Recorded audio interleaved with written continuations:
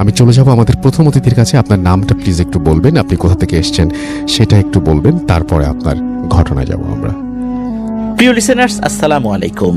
আমি আফনান, আশা করি সবাই ভালো আছেন, সুস্থ আছেন।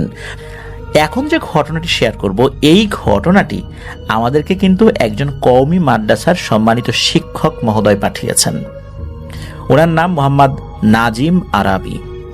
ওনার বাড়ি নোয়াখালী জেলার বেগমগঞ্জ থানার রাজগঞ্জ ইউনিয়নে। চলুন মূল ঘটনায় চলে যাই। যে ঘটনাটি উনি শেয়ার করেছেন, এই ঘটনাটি ঘটেছিল ওনার দুঃসম্পর্কের এক খালাতো ভাইয়ের সাথে। ওনার খালাতো ভাইয়ের নাম আহমেদ। পেশায় উনি একজন ট্রাক ড্রাইভার। বড় ট্রাক যেগুলো আছে সেই বড় ট্রাকগুলো উনি চালান। বিভিন্ন কাজের ট্রাক নিয়ে বাংলাদেশের এ প্রান্ত থেকে ও প্রান্ত ছোটাছুটি করেন। কখনো বা পার্শ্ববর্তী দেশ ভারতেও ট্রাক নিয়ে যেতে হয়, এটাই তার পেশা। তো একটি পারিবারিক কাজে তার সাথে ওনার দেখা হয়েছিল, মানে এই যে নাজিম আরাবি ভাইয়ের সাথে দেখা হয়েছিল। ওনার কাছে যখন জানতে চাইলেন যে রাতে যে ট্রাক নিয়ে এদিক ওদিক যান, কোনো প্যারানরমাল কিছু ঘটে কিনা, তখন ওনার সাথে ঘটে যাওয়া দুটি ঘটনা শেয়ার করেছিলেন। তো এখন দুটি ঘটনার প্রথম ঘটনাটি শেয়ার করছি। প্রথম যে ঘটনাটি ওনার সাথে ঘটেছিল, সময়টা ছিল 2008 সাল। তখনও কিন্তু উনি ড্রাইভার হন নাই, ট্রাকের হেল্পার ছিলেন। বয়স তখন ওনার 20 কি 22 বছর। শীতকালের শুরুর দিকে, অক্টোবরের শেষ বা নভেম্বরের শুরু, এরকম একটা সময়। একদিন ওনার ওস্তাদ তাকে বলেন যে আমাদেরকে একটা বড় ট্রিপ নিয়ে যেতে হবে, এমনকি দেশের বাইরেও যেতে হবে। সাধারণত বেনাপোল দিয়ে ওনারা ভারতে ট্রাকটা নিয়ে যেতেন আর কি। আর যখন দেশের বাইরে যাবেন, তখন ওনার যিনি ওস্তাদ, মানে ট্রাকের যিনি ড্রাইভার, তখন ওনাকে সাথে নেওয়ার চেষ্টা করতেন। মাঝে মাঝে যেহেতু যেতে হবে দেশের বাইরে, তো এই যে ট্রাকের যিনি ড্রাইভার, ওনাকে আবার ওই ট্রাকের মালিক বলেছিল যে উনি এখন এমন একটা কোম্পানির সাথে চুক্তি করেছেন, সেই চুক্তি অনুযায়ী মাঝে মাঝেই বেনাপোল দিয়ে ট্রাকটা নিয়ে কলকাতার দিকে যেতে হবে। তো এখন উনি যে এত দূর যাবেন, এত লং ডিস্টেন্সে বা দেশের বাইরে কিন্তু উনি সাধারণত এর আগে যান নাই। এখন যেহেতু মাঝামাঝি লেভেলে আসলে যেই দূরত্ব আমরা যেটা বলি, এরকম দূরত্বে তো উনি ট্রাক চালিয়েছেন। উনি চিন্তা করলেন যে আমার সাথে ছেলেটা আছে আহমেদ, ওরে যদি একটু ড্রাইভিংটা শিখিয়ে দেই, তাহলে ও আমার একটু হেল্প করলো আর কি। এই কারণে ওনার ওস্তাদ আহমেদ ভাইকে বলেছিলেন যে তোকে আমি আস্তে আস্তে ড্রাইভিংটা শিখিয়ে দেব, একটু মনোযোগ দিয়ে একটু দেখার চেষ্টা করবি, বোঝার চেষ্টা করবি, তাহলে তুই অল্প সময়ের মধ্যে ড্রাইভিংটা শিখে ফেলবি। আর এমনিতে তো আমার সাথে থাকতে থাকতে তো যতটুকু সম্ভব শিখেছিসই। তো একথা শোনার পর আহমেদ ভাই খুশি হন যে হ্যাঁ ঠিক আছে। অনেক সময় ওস্তাদরা শুরুর দিকে শেখাতে চান না, আস্তে আস্তে আস্তে আস্তে শেখান। একবারে শিখাই দিলে আবার অনেক সময় চলে যায়, আর একটা জায়গায় চলে যায়। এই জন্য অনেক সময় ওস্তাদরা এই বিষয়টাতে একটু গড়িমসি করেন শেখাতে আর কি। তো যাই হোক, অল্প কয়েকদিন পর ওই ট্রাক যেই কোম্পানির সাথে, মানে ট্রাকের মালিক যেই কোম্পানির সাথে চুক্তি করেছিলেন, তো সেই কোম্পানি থেকে ট্রাকের মালিককে জানানো হয় এই গ্যাস সংক্রান্ত কিছু ম্যাটেরিয়ালস আর কি, এই সংক্রান্ত কিছু ম্যাটেরিয়ালস নিয়ে ইন্ডিয়াতে যেতে হবে। আর ইন্ডিয়াতে গেলে ওখানে 15 থেকে 20 দিন থাকা লাগতে পারে, এরকম করে বলে দিয়েছিলেন। আর ওনাদের পাসপোর্ট আগে থেকে করা ছিল। ট্রাকের যিনি মালিক, উনি ওই ট্রাক ড্রাইভার এবং হেল্পারের পাসপোর্টটা করিয়ে দিয়েছিলেন আর কি। তো কয়েকদিনের মধ্যেই জানিয়ে দেওয়া হয় যে কোন দিন তারা যাবেন। তো ওই সময় যখন চলে আসে, ওনারা বিকালের দিকে ঢাকা থেকে রওনা হন। তো ওনারা যাবেন হচ্ছে পাটুরিয়া ঘাট দিয়ে, পাটুরিয়া দিয়ে দৌলতদিয়া হয়ে রাজবাড়ির উপর দিয়ে যশোর দিয়ে বেনাপোল যাবেন আর কি। এরকমই আর কি চিন্তা করেছেন, মাওয়া দিয়ে যান নাই।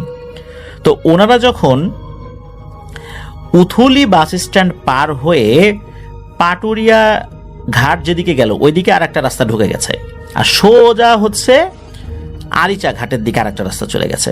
তো ওনারা ওই পাটুরিয়া ফেরিঘাটের দিকে যে রাস্তাটা চলে গেছে, ওই দিক দিয়ে যখন ট্রাকটা ঢুকিয়েছেন, তখন একটা জায়গা আছে, ওইখানে একটা মোড় রয়েছে, ওখানে একটু স্লো করে মোড় নিতে হয়। রাত তখন আনুমানিক 1:30 থেকে 2টো, আহমদ ভাইয়ের যতটুকু মনে পড়ে আর কি। তখন গাড়ি তো চলছে। হঠাৎ করে ওনারা যখন ওই মোড়ের কাছাকাছি আসছেন, মোড় নেওয়ার জন্য গাড়িটা ঘোরাবেন, ওনারা দেখেন একটা কবরস্থান টাইপের কিছু একটা ওনাদের নজরে আসছে। এর আগেও কিন্তু ওই দিক দিয়ে ওনারা আসছেন, কিন্তু কবরস্থান টাইপের কিছু এইখানে আছে বা আশেপাশে আছে, এটা কিন্তু ওইভাবে ওনাদের নজরে আসে নাই। তো ওনারা স্পষ্ট লাইটের আলোতে দেখতে পান যে কাফনে মোড়ানো একটা লাশ শুয়ে আছে। আর একটা অবয়ব, সেই অবয়বের শরীরটাও কাফনে মোড়ানো, সেই অবয়বটা ওই লাশের পাশে বসে রয়েছে এবং খুবই জোরে জোরে হু হু করে কান্নাকাটি করছে। কারণ ট্রাক চালানো অবস্থায় কিন্তু মানুষের কান্নার আওয়াজ কানে আসার কথা না, এত জোরে কান্নাকাটি করছে যে তাদের কানে কান্নার আওয়াজটা আসছে। আর ট্রাকের যে হেডলাইট, সেই হেডলাইটের আলোতে কিন্তু সাইডের যেই জিনিসগুলো এটা ভালোই বোঝা যায়। তো ওনারা তো এই জিনিসটা দেখছেন, দেখার পর খুব ভয় পান। এদিকে ওই সময়ে ওখানে কি গাড়ি থামাবেন না কি করবেন, আদতে এটা লাশ নাকি কেউ বিপদে পড়েছে, এইটা তো আসলে বলা যায় না, কারণ অনেক সময় ডাকাতি হয়। ওনারা আরো দ্রুত গাড়ি টান দেবেন, হঠাৎ করে ওই সময় যে মৃত লাশটা শুয়ে আছে সেটা উঠে বসে গেল এবং ওই দুইটা লাশই খুব ভয়ঙ্কর ভাবে ওই ট্রাকের দিকে তাকায়, মানে ওনাদের দিকে তাকান। ওনাদের তো ভয়ে হৃৎপিণ্ড বের হয়ে যাওয়ার মতো অবস্থা। ওনারা যতটুকু বুঝতে পেরেছিলেন সেটা হচ্ছে, মানুষ যদি পানিতে পড়ে মারা যায় 3-4 দিন পর মানুষকে যদি পাওয়া যায়, তাহলে তার শরীরটা যেরকম হয় স্যাঁতসেঁতে অবস্থা হয়ে যায়, সাদা হয়ে যায়, ওই রকম অবস্থা। যাই হোক, কোনো মতে ওনারা গাড়ি নিয়ে দ্রুত চলে আসেন। যখন চলে আসেন ওই জায়গাটা থেকে, তখন নজর পড়ে গাড়ির লুকিং গ্লাসে। সেখানে দেখতে পান যে বিশাল বড় একটা ধবধবে সাদা ঘোড়া ওনাদের গাড়ির পেছনে দৌড়ে দৌড়ে আসছে, যেটা ওনাদের দেখা সবচাইতে বড় ঘোড়া। এত বড় ঘোড়া সাধারণত দেখা যায় না এবং সেই ঘোড়াটা দ্রুতই ওই গাড়িটাকে ওভারটেক করে চলে গেল। কিছুক্ষণ পরে দেখা গেল যে আরে, এই ঘোড়া তো গাড়ির অন্য সাইডে, একবার এ পাশে যাচ্ছে আর একবার ও পাশে যাচ্ছে, আর কিছুক্ষণ পর পর গাড়িতে লাথি মারছে। দৌড়ানো অবস্থাতেই এক পা দিয়ে গাড়িতে লাথি মারে, আর যখনই লাথি মারে তখন গাড়িতে কাঁপুনি সৃষ্টি হয়। এভাবে কিছুক্ষণ চলল। তো ওনারা এটা করতে করতেই আল্লাহর অশেষ রহমতে গাড়ি যেখানে স্কেল করতে হয় ওইখানটাতে চলে আসেন। তবে এর মাঝে কিন্তু কয়েকটা গাড়ি ওনাদেরকে ক্রস করে চলে গিয়েছিল। যখন গাড়ি ক্রস করে চলে গিয়েছিল তখনও কিন্তু ওই জিনিসটা ছিল, হয়তোবা ওই গাড়ি যারা চালাচ্ছিলেন বা ছিলেন তারা বুঝতে পারেন নাই। গাড়ি যখন স্কেল করতে দেয়া হয়, সাধারণত ওই ট্রাকের ওজন কত, মানে মাল টাল ওঠানোর পরে কি পরিমাণ ওজন হয়েছে, এটাও কিন্তু জানার দরকার হয়। জেনে মূলত এই ট্রাকটা স্কেল করতে হয়। এই স্কেল করার জন্য ফেরিঘাটে কিন্তু জায়গা থাকে আলাদা। তো যখন ওই স্কেল করাতে গাড়িটা দেয়া হয়েছে, ওখানে এই আহমেদ ভাই অজ্ঞান হয়ে যান। পরদিন সকালবেলা জ্ঞান ফেরে তার। তখন দেখা যায় তার ওস্তাদ তার পাশে আছে। মূলত পার্শ্ববর্তী একটা ক্লিনিকে তাকে নিয়ে যাওয়া হয়েছিল। তখন লোকজন যারা ছিলেন, তারপর তার ওস্তাদ ছিলেন, জানালেন যে ওই ট্রাকটা পাটুরিয়া ঘাটেই আছে, ওখানে রাখা হয়েছে একটা জায়গায় সাইড করে, আর একে হসপিটালে ভর্তি করা হয়েছে। তবে অবস্থা তো গুরুতর ছিল না। তার ওস্তাদ আশপাশ থেকে খোঁজ খবর নিয়ে জানতে পেরেছিলেন যে ওই জায়গায় অনেকেই অনেক ভয়ানক জিনিস দেখে, এটা কোনো ব্যাপার না। তো এরপর আর কিছুই হয় নাই, ওনারা ওই ট্রাক নিয়ে চলে গিয়েছিলেন ওনাদের গন্তব্যে, আবার ফেরত এসেছিলেন। এই ঘটনার 1 থেকে 1.5 মাস পর, মানে এইটা একটা ঘটনা এখন পর্যন্ত। এবার আসি আমরা দ্বিতীয় ঘটনাতে, আর কি 1 থেকে 1.5 মাস পর। এই ঘটনাটি বাংলাদেশে ঘটেনি, ইন্ডিয়াতে ঘটেছিল। ওনারা আবারও ইন্ডিয়াতে গিয়েছিলেন। তখন এই আহমেদ ভাই গাড়ি চালাচ্ছেন। মূলত ওনার ওস্তাদের বিপি মানে ব্লাড প্রেশার হাই হয়ে গিয়েছিল, শরীর দুর্বল হয়ে যায়, আর এই জন্যই উনি আস্তে আস্তে গাড়ি চালাচ্ছিলেন, মানে আহমদ ভাই। আর এর মধ্যে তো উনি বেশ ভালো শিখেও গিয়েছেন গাড়ি চালানো। তো উনি যখন গাড়ি চালাচ্ছেন তখন রাত আনুমানিক 12টা 12:30 এরকম আশেপাশের সময় হতে পারে। ওনাদের যেই জায়গা দিয়ে যেতে হচ্ছে সেইখানে গাড়িগুলো একটু জোরেই চলতে হয়। হঠাৎ করে এই আহমেদ ভাই দেখেন একজন বৃদ্ধ মানুষ, পাঞ্জাবি পরা, তবে লম্বা জুব্বা না আর কি, পাঞ্জাবি পরা, ওনাদের সামনে দিয়ে রোড ক্রস করছে। তো হঠাৎ করে ইমার্জেন্সি ব্রেক করতে হয়, আর ইমার্জেন্সি ব্রেক না করলে কিন্তু এই গাড়িটা তার শরীরের উপর দিয়ে উঠে যাবে। ওই সময় কিন্তু তার ওস্তাদ অসুস্থ থাকলেও, মানে প্রেশার হাই হলেও ওনার পাশেই ছিলেন, উনি জেগেই ছিলেন, উনি ঘুমান নাই, মানে ঘুম ঘুম ভাব তার ছিল না। তো আহমেদ ভাই সাথে সাথে ইমার্জেন্সি ব্রেক করেন, কিন্তু দেরি হয়ে যায়। প্রচন্ড জোরে গাড়িতে আঘাত খেল ওই মানুষটা।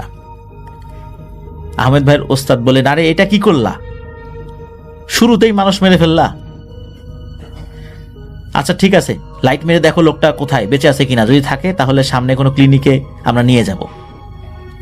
তখন আহমেদ ভাই জানালা দিয়ে দেখলেন যে লোকটা কোথায় থাকতে পারে, কিন্তু গাড়ির জানালা দিয়ে তাকিয়ে গাড়ি থেকে নেমে এমনকি টর্চ লাইট জ্বালিয়েও আশেপাশে কোথাও কাউকে দেখা গেল না।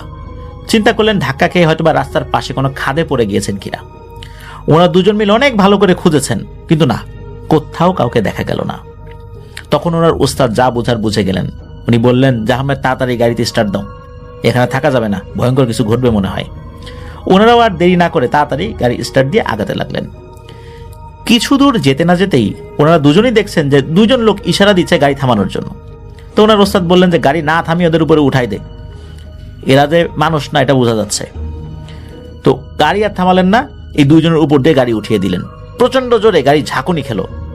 তো ওনারা ভাবলেন যে নিশ্চিত এই দুইজন লোকের মৃত্যু হয়েছে। এদিকে আহমেদ ভাই তো হাত কাঁপতে লাগলো, অল্প সময়ের মধ্যেই 3 জনকে ট্রাকে পিষে দিয়েছেন। এরপর ওনার ওস্তাদ বললেন, আহমেদ তুই ড্রাইভিং সিট থেকে সর, আমি চালাবো। তখন ওস্তাদ স্টিয়ারিং এ বসলেন, সামনে চলতে লাগলেন। অল্প কিছু দূর যাওয়ার পর একটা চেকপোস্ট পড়ে। তো ওই চেকপোস্টে যাওয়ার পর ওখানে থাকা যেই সিকিউরিটি যারা দায়িত্বে ছিলেন আর কি, তাদেরকে ওনারা জানালেন যে 2 জন লোক ডাকাতি করার উদ্দেশ্যে গাড়ি থামাতে চেয়েছিল, কিন্তু ওনারা না থামিয়ে চলে আসেন। এখন ওনারা আইনের আশ্রয় চান। এখন কথা হলো যে কেন এটা বললেন, কারণ বিদেশের মাটিতে পরবর্তীতে যদি জানা যায় বা কোনোভাবে খবর হয়ে যায় এই ট্রাকটা চাপা দিয়েছে, তাহলে কিন্তু ওনাদের বড় ধরনের বিপদ হতে পারে। আর আসলেই কি ওনারা দুইজন মানুষকে চাপা দিয়েছিলেন, নাকি ওরা আসলে অশরীরী ছিল, এটাও কিন্তু একটা দেখার বিষয়। তো যাই হোক, তখন ওই যে যারা সিকিউরিটিতে ছিলেন, বিএসএফ সদস্যরাও ছিলেন, পুলিশরাও ছিল। তো বিএসএফ সদস্যরা তাদেরকে একটা টোকেন দেয়। টোকেন বলতে কি, একটা চেকপোস্ট থেকে টোকেন একটা যদি দেয়, পরবর্তী চেকপোস্টে ওই টোকেনটা দেখাতে হয়, তাহলে আবার তারা ছেড়ে দেয়। এটা একটা নিয়ম আর কি, যারা এইভাবে গাড়ি চালান তারা জানেন আর কি। তো ওনারা পরবর্তীতে আরেকটা জায়গায় গিয়ে আরেকটা চেকপোস্টে সেই টোকেনটা দেখালেন, তারপরে তাদেরকেও এই বিষয়ে কিছু জানালেন। তখন তারা 2 জন পুলিশকে এই বিষয়টা তৎক্ষণাৎ অবগত করলেন, তাদেরকে কিছুক্ষণ অপেক্ষা করতে বললেন। মোটামুটি আধা ঘন্টার মধ্যে খবর আসলো যে না, ওই জায়গাতে কোনো ধরনের কোনো দুর্ঘটনা ঘটে নাই, কেউ মারাও যায় নাই, কিচ্ছু হয় নাই। খুবই রহস্যজনক ব্যাপার, অথচ ওখানে এই টাইপের একটা ঘটনা ঘটলো। মনে হলো পুলিশ সদস্যরা বা বিএসএফ সদস্যরা কোনো একটা তথ্য গোপন করলেন, আর সেই গোপন করা বিষয় থেকে ওনারা বুঝতে পেরেছিলেন যে ওখানে আসলে কোনো ভয়ঙ্কর কিছু ছিল। আল্লাহর রহমতে বেঁচে গিয়েছিলেন। তো ওনারা নিরাপদেই মাল ডেলিভারি করে দিনে দিনেই বাংলাদেশে ঢুকে যান বেনাপোল দিয়ে। এরপরে রাতের বেলা সাধারণত আহমেদ ভাই গাড়ি চালাতেন না, গভীর রাত্রে বিশেষ করে কোনো ফিলিং স্টেশনে গাড়ি একপাশে সাইড করে রেখে ঘুমিয়ে নিয়ে ভোরের দিকে, মানে ফজরের আজান হয়ে যাওয়ার পর গাড়ি চালাতেন। তো এভাবেই উনি ভয়ঙ্কর 2টি ঘটনার মুখোমুখি হয়েছিলেন, একটা বাংলাদেশে এই পাটুরিয়াতে, আর একটা ভারতে। এটি ছিল ঘটনা। আমরা চলে যাব আমাদের পরবর্তী অতিথির কাছে। আপনার নামটা প্লিজ একটু বলবেন, আপনি কোথা থেকে এসেছেন সেটা বলবেন, তারপরে আপনার ঘটনায় যাব। আসসালামু আলাইকুম রাসেল ভাই, আশা করি আপনি অনেক ভালো আছেন। আমি জানি আপনি ভালো থাকার দলে, এজন্য জিজ্ঞেস করলাম না আপনি কেমন আছেন। যাই হোক, আমার নাম হচ্ছে খোকন। আমি এখন বর্তমানে কাতারে আছি, কাতারের দোহাতে। আমার দেশের বাসা হচ্ছে পাবনাতে। তো বেশি কথা না বাড়িয়ে আমরা মূল ঘটনাতে চলে যাই। ঘটনাটা হচ্ছে 2015 সালের জ্যৈষ্ঠ মাস, আমের সময়। আমি এখান থেকে ভ্যাকেশনে আমি বাংলাদেশে গিয়েছিলাম। তো যে ঘটনা সেটা আসলে আমার বলে রাখা ভালো, আমার এক আপু আর ভাইয়া থাকে হচ্ছে চাঁপাইনবাবগঞ্জের রহনপুর পৌরসভাতে। তো আমার ভাইয়া হচ্ছে রহনপুর পৌরসভার একজন পরিচিত ফিগার। তো ওনারা আমাদেরকে ইনভাইট করে, যেহেতু চাঁপাইনবাবগঞ্জ আমের জেলা, তো আমাদেরকে আম খাওয়ার জন্য আর কি ইনভাইট করে ফ্যামিলি সহ। তো আমি, আমার ওয়াইফ, আমার বাচ্চা সহ আমরা মানে ট্রেন যোগে এই সর্দি থেকে তারপরে রহনপুরে যাই আর কি। তো রহনপুরেই আসলে আমি বুঝতে পারিনি যে আসলে আমাদের এই বেড়ানোটা এতটা ভয়ঙ্কর একটা এক্সপিরিয়েন্স হবে বেড়ানোর মধ্য দিয়ে। সত্যি কথা, কখনোই কল্পনাও করিনি। এর আগেও আমি রহনপুরে গিয়েছিলাম, বাট ওই ভালো লাগা থেকে আবার যাওয়া, কিন্তু এইবারের যে বেড়ানোটা, এটা যে এতটা ভয়ঙ্কর একটা এক্সপিরিয়েন্স হবে আমি কখনো কল্পনা করতে পারিনি। তো যাই হোক, আমরা ঘটনাতে চলে যাই। তো আমি বলে রাখি, আমার ভাইয়া যেই ফ্ল্যাটে থাকতো, যে বাসাটায় থাকতো, বাসাটা হচ্ছে 5 তলা একটা বাসা, তার 4th ফ্লোরে থাকতো ভাইয়া। তো ভাইয়াদের কর্নারে হচ্ছে একটি গেস্ট রুম, যেখানে হচ্ছে যারা গেস্ট যেত তাদেরকে থাকার ব্যবস্থা করা হতো। যাই হোক, প্রথম দিনে রহনপুরটা পুরো আবার ঘুরলাম আমার ছোট একটি ভাইকে নিয়ে। তো যখন আমরা সন্ধ্যার সময় চলে আসব রহনপুরের ওই এলাকা থেকে, মানে যখন আমরা রুমের দিকে আসব, তো তখন আমি খেয়াল করলাম যে রহনপুরের যে মেন ব্রিজটা, যেটা সুইচ গেট বলা হয়, ওখান থেকে আপনি তাকালে কয়েকটি বড় বড় পুরনো গাছ সহ একটি কবরস্থান দেখতে পারবেন। জায়গাটা আপনি দেখলেই আপনার গা চমকে ওঠার মতো একটা জায়গা। একেবারে নদীর কোল ঘেঁষে, নদীর একদম পাড়ের মধ্যে হচ্ছে কবরস্থানটা, আপনি খুব স্পষ্টই খেয়াল করতে পারবেন। তো ছোট ভাই বলল যে হ্যাঁ, এটা কবরস্থান, তো এটা অনেক পুরাতন একটা কবরস্থান। তো আমি যখন রুমে আসলাম, আমার কেন জানি ওই কবরস্থানের ওই যে সিনারিওটা আমার মনের ভিতরে মনের ভিতরে উকি দিচ্ছিল, বারবার উকি দিচ্ছিল। তো যাই হোক, রাতের খাওয়া দাওয়া শেষ করে আমরা যখন প্রায় রাত 12টা বেজে গেছে, 4th তলার একটি কর্নারের রুমে আমাদেরকে থাকতে দেওয়া হয়েছিল, যেটা বলছিলাম যে গেস্ট রুম। তো গেস্ট রুমে থাকতে দেওয়ার অবস্থায় সবাই ঘুমিয়ে গেছে। অন্যান্য রুমের সবাই, আপুরা, ভাইয়ার সবাই ঘুমন্ত অবস্থায়। তা আমরা গিয়ে আমাদের শোয়ার প্রস্তুতি নিচ্ছিলাম। বলে রাখি, রুমটা এরকম যে মানে দুপাশে হচ্ছে জানালাটা হচ্ছে থাই গ্লাস দিয়ে আটকানো, প্লাস পর্দা দেওয়া দুই পাশে যে জানালাটায়। কিন্তু তখন পর্দাটা দেয়া ছিল না। তো যখন ঘরে ঢোকার পরেই কেমন জানি শরীরটা একটু ভারী ভারী মনে হচ্ছিল, কেমন জানি গা ছমছমে একটা পরিবেশ। আমি আমার ওয়াইফকে বললাম যে আমার জানি কেমন একটু অস্বস্তি লাগছে, কেন এমন লাগছে আমি জানি না, তুমি একটু প্লিজ দয়া করে মাথার কাছে যে জানালাটা আছে সেই জানালাটার পর্দাটা তুমি একটু দিয়ে দাও। তো উনি যথারীতি পর্দাটা দিয়ে দিল। পর্দাটা দিয়ে দেওয়ার পরে এখন বাকি রয়েছে শুধু আমাদের ডান পাশটা, যেটা আমি বিছানার একদম ডান পাশে, মাঝখানে আমার বাচ্চা, বাম পাশে আমার ওয়াইফ। তো ডান পাশে জানালাটা খোলাই ছিল আর কি। তো খোলা থাকার পরে এখন আমার ওয়াইফ বলছে যে আমারও কেমন জানি গাটা একটু ছমছম করছে, তুমি জানালাটা একটু প্লিজ দিয়ে দাও। আপনি বিশ্বাস করবেন না যে আমি যখন জানালা দিতে উঠবো, আমি উঠে বসে আমার চোখটা ঠিক 12টার সময় রাত, চোখটা ঠিক জানালা সহ একদম দূরে এক জায়গায় চলে গেল। এখন আমি দূরে ভালোভাবে খেয়াল করে দেখি যে সে জায়গাটা অন্য কোনো জায়গা না, সে জায়গাটা হচ্ছে আমার বিকেলবেলা দেখা সেই কবরস্থান। একদম স্পষ্ট বড় বড় দুটো আম গাছের ওই পাশটায় কবরস্থান। কবরের যে বাঁশের যে ইগুলো সবগুলো স্পষ্ট দেখাই যাচ্ছে কবরস্থানটা। আমি একটু ভয় পেয়ে গেলাম রাসেল ভাই, আমি যথেষ্ট ভয় পেয়ে গেলাম ওই দৃশ্যটা দেখে। তো আমি তাড়াতাড়ি করে আমি জানলাটা পর্দাটা লাগিয়ে দিই, জানালার লকটা আটকে দিয়ে থাই ক্লাসের পর্দাটা লাগিয়ে দিই। তো যাই হোক, আমি এখন যেটা বলতে সেটা আস্তে করে আমি ঘুমানোর চেষ্টা করছি। ঘুম আসছে না, শুধু ভাসছে চোখে কবরস্থানটা। তো এক সময় রাত যখন 2টো কি 2:30 হবে, আমার এরকম ফিল হলো যেন দমকে একটা বাতাস এসে আমাদের গায়ে লাগলো। বলে রাখা ভালো, সবকিছু আটকানো, তারপরে মনে হলো যে দমকে একটা বাতাস এসে আমার গায়ে লাগলো। আমি হঠাৎ করে চোখ খুলে দেখলাম, আমি অনুভব করছি রাসেল ভাই, রাত তখন 2:30। আমি তখন 4র্থ তলায়। আমি অনুভব করছি যে আমার জানালার পাশে কিছু একটা অস্তিত্ব আমি ফিল করছি, যে কিছু একটা ট্রাই করছে জানালাটা খোলার। আমি কোনো কথা বলতে পারছি না, শুধু অনুভব করছি যে কিছু একটা জানালা খোলা ট্রাই করছে। তো এক সময় আমার পায়ের কাছের যে জানালার যে অংশটা, সেটা এক সময় খুলে ফেললো। আমি ভয়ে স্তব্ধ হয়ে গেছি। খোলার পরে আমি দেখি যে আস্তে করে আমার পায়ের কাছের যে জানালার যে পর্দাটা, ওই পর্দাটা হঠাৎ করে সরে গেল।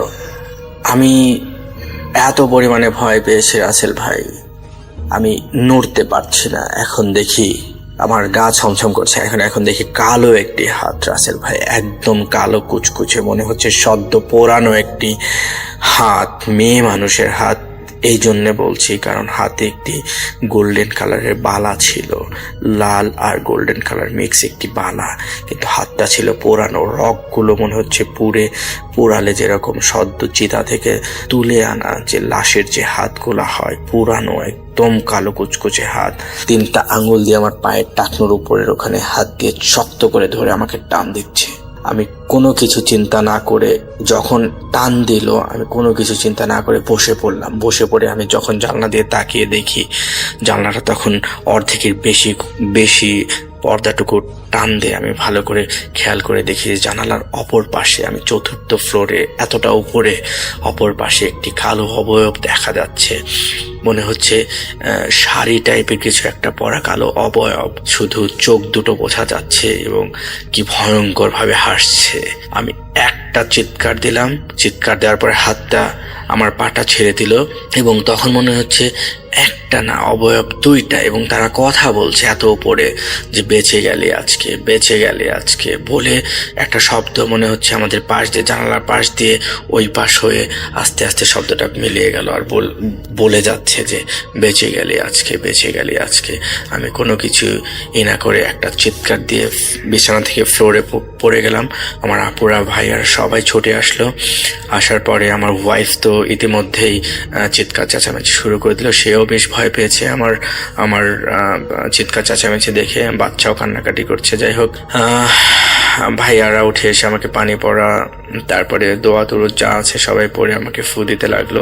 ইতিমধ্যে ভাইয়া এলাকার একটা বড় হুজুরকে ওই রাতেই ফোন দিল। তো হুজুর বলল যে আমি এখন আসতে পারবো না, আমি নামাজ পড়ে তারপরে আপনাদের এখানে আসবো, ততক্ষণে আপনারা আমার জন্য ওয়েট করেন। যথারীতি হুজুর ভোরবেলাতে চলে আসলো। ভোরবেলাতে এসে ওনাকে জিজ্ঞেস করলো যে এনারা কারা। তো বললো এনারা পাবনা থেকে বেড়াতে এসছেন আমাদের। তো আমার সাথে যা হলো সেটা আমি শেয়ার করলাম। তো শেয়ার করার এক পর্যায়ে দেখি হুজুর আমার ভাইয়া আর আপুর সাথে একটু রাগারাগি করছে যে ওনারা গেস্ট মানুষ, ওনারা যখন আসছে আপনারা বিষয়গুলো শেয়ার করা উচিত ছিল। তো আমি বললাম যে কি বিষয় হুজুর সাহেব? তো বললো যে এই বাসাতে শুধু আপনি না, এই বাসাতে আমি এর আগেও কয়েকবার এসেছি সেম কেস নিয়ে। এই বাসাতে যারাই নতুন গেস্ট আসে তাদেরকেই এখানে আসলে এই জিনিসটা ডিস্টার্ব করে। তো বিষয়টা হচ্ছে যে বাসাটা এখানে তৈরি করা হয়েছে, যে বাসাতে আপনারা আছেন, সেটা অনেক পুরনো দিনের একটা আম বাগান। কারণ আমি দেখেছি রাসেল ভাই যে 3-4টা আম বাগানের মাঝখানে আসলে বাসাটা। তো এবং এইখানে একটি পুরানা মানে একদম পুরাতন একটি কালী মন্দির ছিল আর কি। তো যাই হোক, ওই কালী মন্দিরটা এক সময়ের ব্যবধানে সেটা বিলীন হয়ে যায়, কিন্তু বাসাটা গড়ে ওঠে। বাট এখনো যারা গেস্টরা আসে, যারা পার্মানেন্ট ওখানকার বাসিন্দা, তাদেরকে কোনো কিছু বলে না, কিন্তু যারাই গেস্ট আসে তাদেরকে ভয় দেখানো হয়। তো আমি বললাম যে ঠিক আছে, আমি আর থাকবো না, কারণ ততক্ষণে আমার গায়ে জ্বর চলে এসছে, আমার প্রচন্ড জ্বর এসছে। তো ভাইয়া রিকোয়েস্ট করার পরে আমি বললাম যে যে না, আমি আর এখানে এক মুহূর্ত থাকবো না। আমি রহনপুর থেকে আমি মানে সকাল 7টা 7:30টার ট্রেনে সব গুছিয়ে আমি পাবনাতে চলে আসি। তো পাবনাতে আসার পরেই আমার সাথে প্রায় 10-15 দিন এরকম হচ্ছিল। আমার সাথে মনে হচ্ছিল, আমি যখন শুয়ে আছি রুমের ভিতরে, মনে হচ্ছিল যে আমার ড্রয়িং রুমের ওই পাশ দিয়ে কেউ একজন হেঁটে যাচ্ছে, কিংবা মানে আমার জানালার পাশ দিয়ে কিছু একটা হেঁটে যাচ্ছে এবং শব্দ হচ্ছে, এরকম একটা হ্যালুসিনেশন টাইপের কিছু একটা ফিল করছিলাম। তো ওই হুজুর আমাকে যে তাবিজ দিয়েছিল সেটাতেও কাজ হয়নি। তো তখন আমার আব্বু আমাকে সাজেস্ট করলো যে আমাদের পাশের গ্রামে একটি ভালো হুজুর আছে, হুজুরের ছেলে, আসলে হুজুর অনেক আগে মারা গেছে। তো ওনার কাছে গিয়ে সব কিছু শেয়ার করার পরে উনি আমার গাটা বন্ধ করার একটা তাবিজ দিল, আমার ওয়াইফের এবং আমার বাচ্চার 3জনেরই গা বন্ধ করার তাবিজ দিয়ে দিল। তো তারপর থেকে এখন পর্যন্ত আমার তাবিজটা আমি সঙ্গে করে রাখি, কারণ উনি বলে দিয়েছিল যে তাবিজটা হারানো যাবে না, যদি হারান তাহলে আপনার সাথে আবার এমন কিছু হতে পারে। তো যাই হোক, অনেক ভাগ্য ভালো যে আপনার কোনো ক্ষতি হয়নি। তো রাসেল ভাই বলে রাখা ভালো যে সেই রাতের যে আমার পা ধরে টান দিয়েছিল এবং আমার পায়ে সেই রাত্রে 3টা আঙ্গুলের স্পষ্ট দাগ বসে গিয়েছিল রাসেল ভাই, আপনি বিশ্বাস করবেন না। আমার এখনো গা ছমছম করছে বিষয়টা শেয়ার করতে গিয়ে আর কি। তা আমার কিছু প্রশ্নের আসলে অ্যান্সার আমি এখনো পাই না, যেহেতু আমি কিছু ভূত প্রেত প্যারানর্মাল এগুলো অনেক বিশ্বাস করতাম না। কিন্তু ওই দিনের রাতের যে ঘটনাটা, বিভীষিকাময় ঘটনা, এটা আমি আমার জীবনে কোনোদিনও ভুলবো না। এত রাত্রে 4th তলার ফ্লোরে উপরে এরকম একটা রাত, যে বিভীষিকাময় রাত, বেড়াতে যাওয়ার পরের যে রাত, এটা আমি কখনোই ভুলবো না রাসেল ভাই। যাই হোক, অনেক অনেক ধন্যবাদ আমার ক্লিপটি আসলে লিসেনারদের শোনানোর জন্য। আশা করি আপনারা সবাই ভালো থাকবেন। ভূত এফএমের শুভকামনা করে আমি আমার ঘটনাটা এখানেই শেষ করছি। আল্লাহ হাফেজ, আসসালামু আলাইকুম। আমরা চলে যাব আমাদের পরবর্তী অতিথির কাছে। আপনার নামটা প্লিজ একটু বলবেন, আপনি কোথা থেকে এসেছেন সেটা বলবেন, তারপরে আপনার ঘটনায় যাব। তো এখন আমি সামির আনসারি, ঘটনাটা পাঠিয়েছেন ইদরাক ভাই। আপনারা অনেকে জানেন ইদরাক ভাই এর আগেও আমাদেরকে বেশ কয়েকটা ঘটনা পাঠিয়েছিল, আজকেও তিনি বেশ ভয়ঙ্কর একটা ঘটনা পাঠিয়েছেন। তো এখন আমি সেই ঘটনাটা আপনাদের মাঝে শেয়ার করতে যাচ্ছি।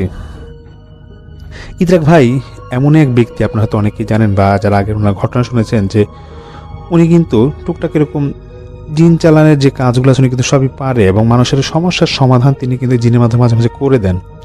যদি সবসময় করে না, মাঝে মাঝে তিনি করে দেন। এবং তার সাথে তার একজন বন্ধু আছে শাহিদ, তার নাম শাহিদ ভাই, তিনিও একসাথে ওনার এই কাজগুলো করে দেন। বিগত কয়েকটা এপিসোড আগে একটা কাজ করেছিল ইদরাক ভাই, যেটা আমি শেয়ার করেছিলাম আপনাদের কাছে, আতাইশার একটা ঘটনা। তো তখন শাহিদ ভাই এবং ইদরাক ভাই আতাইশার এই কাজটা করার জন্য তারা জঙ্গলে গিয়েছিল, যেটা আমি ঘটনায় বলেছিলাম আগে। তো এই ঘটনায় যখন আতাইশার এই কাজটা করার জন্য যখন তারা এই জঙ্গলে যায়, সেই মুহূর্তে ইদরাক ভাইকে এক ভদ্রলোক ফোন দিয়েছিল, একটা কাজের ব্যাপারে ফোন দিয়েছিল, কিন্তু তিনি ব্যস্ততার কারণে সেখানে পরে ওইভাবে যেতে পারে নাই। কিন্তু ঘটনাটা ছিল এরকম যে লোকটার সাথে পরে যোগাযোগ করা হয়েছিল যে কোনো এক এলাকার একটা ব্রিটিশ পিলারের সন্ধান পাওয়া গিয়েছিল, যেটা তুলবার জন্য সাহায্যের প্রয়োজন ছিল, এবং ইদরাক ভাই এবং শাহিদ ভাই ওনাদের কাছে সাহায্যের জন্য সেই লোকটা গিয়েছিল বা তার সাথে যোগাযোগ করতে চেয়েছিল। তো তারপর ইদরাক ভাই এবং শাহিদ ভাই ওনারা নাকি কাজটা করতে রাজি হয়েছিল, কিন্তু আতাইশারি কাজের কারণে ওনারা খুব ব্যস্ত হয়ে যায়। এরপর কয়েকদিন পর ওনারা আবার সেই লোকটার সাথে যোগাযোগ করে এবং ওনাদের বাসায় যায়। ভদ্রলোকের নাম ছিল ইমরান।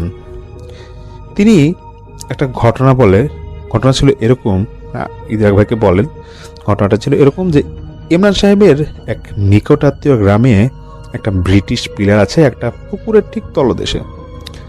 সেটা উদ্ধার করা নাকি সম্ভব হয়নি, কারণ এই পিলারটা একবার তোলার চেষ্টা করা হয়েছিল, কিন্তু সমস্যা হওয়ার কারণে আর নাকি খুব একটা চেষ্টা করেনি কেউ। ইদরাক ভাই জিজ্ঞেস করে যে কী ধরনের সমস্যা হয়েছিল। তখন তিনি বলেন, মানে ইমরান সাহেব বলেন, তাদের সেই গ্রামে একজন মুরব্বী আছেন।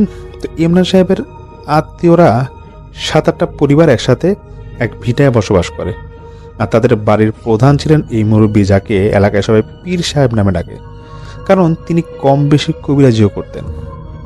তো অনেক আগে সে পীর সাহেবের তত্ত্বাবধানে পুকুরের পানির পাম্প লাগিয়ে সরানো হয়। তারপর সেই খালি পুকুর তিনি কয়েকজন লোক নিয়ে নামেন। কাদামাটির মাঝে খুঁজতে খুঁজতে একসময় তারা সেই পিলারের মাথা পেয়ে যান। তখন তারা কয়েকজন মিলে সেটার মাথা ধরে টানতে থাকেন উপরে তোলার জন্য, কিন্তু পিলারটা কিছুতেই উপরে উঠে আসে না। অনেক কষ্টে একটু উপরে উঠে আসে, কিন্তু পীর সাহেব এর পাশে পীর সাহেবের পাশে এক লোক ডাক দিয়ে দেখায় যে তার হাঁটুর উপর পর্যন্ত কাদার মাঝে ঢুকে গেছে। সে বলে তার মনে হচ্ছিল দুইটা ভীষণ ঠান্ডা হাত যেন সে লোকটার পা ধরে নিচের দিকে টানছে। কিন্তু পীর সাহেব সেটা তেমন গুরুত্ব না দিয়ে সবাইকে বললেন, পিলার টান দাও। সবাই আবার পিলারটা টানতে লাগলো। আর একটু উঠে আসলো যখন পিলারটা, তখন পীর সাহেব লক্ষ্য করে দেখলেন তার পাশে সেই লোকটার কোমর অবধি কাদার ভিতর ঢুকে গিয়েছে। এবার তার মনে একটু সন্দেহ হয় যে এটা কি ব্যাপার, কিন্তু তিনি লোকজনকে তখনও আর থামতে বলেননি। পীর সাহেব দেখলেন লোকজন পিলার ছেড়ে দিয়ে সরে দাঁড়ালো, আর পিলারটা আস্তে আস্তে উপরের দিকে ভেসে আসছে এবং একই গতিতে একই সময়ে সেই লোকটা আস্তে আস্তে কোমর থেকে বুক অব্দি ওনার কাদার মধ্যে ঢুকে যাচ্ছিল।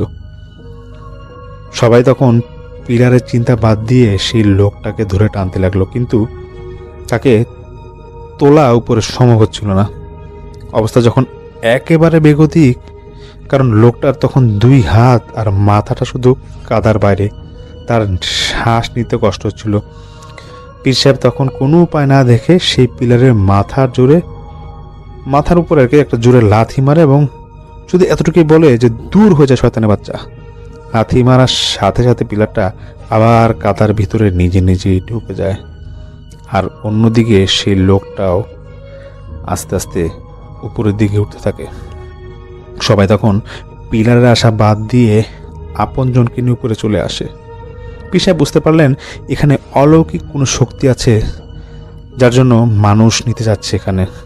তারপর তিনি ইমরান সাহেবের সাথে যোগাযোগ করেন, কিভাবে এটা তোলা যায় সে ব্যাপারে আলোচনা করেন এবং খোঁজ করতে থাকেন ভালো আলেম বা গুণী কোনো তান্ত্রিক আছে কিনা।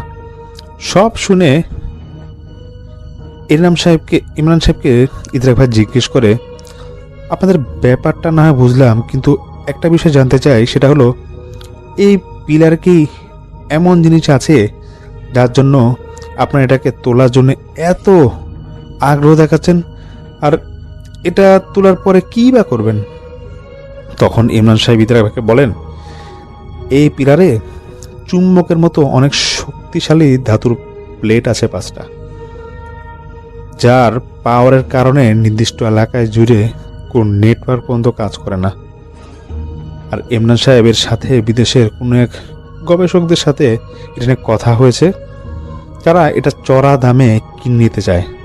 তাই তিনি গ্রামের সবার সাথে কথা বলে সিদ্ধান্ত নেন যে এটা তুলতে পারলে বিক্রি করে যে টাকা পাওয়া যাবে তা গ্রামের কয়েকটা পরিবার আছে, বড় বড় পরিবার, তারা এটা ভাগাভাগি করে নেবে এবং নিম্নবিত্ত যারা আছে তাদেরকে টুকটাক ভাগে এখান থেকে দিবে।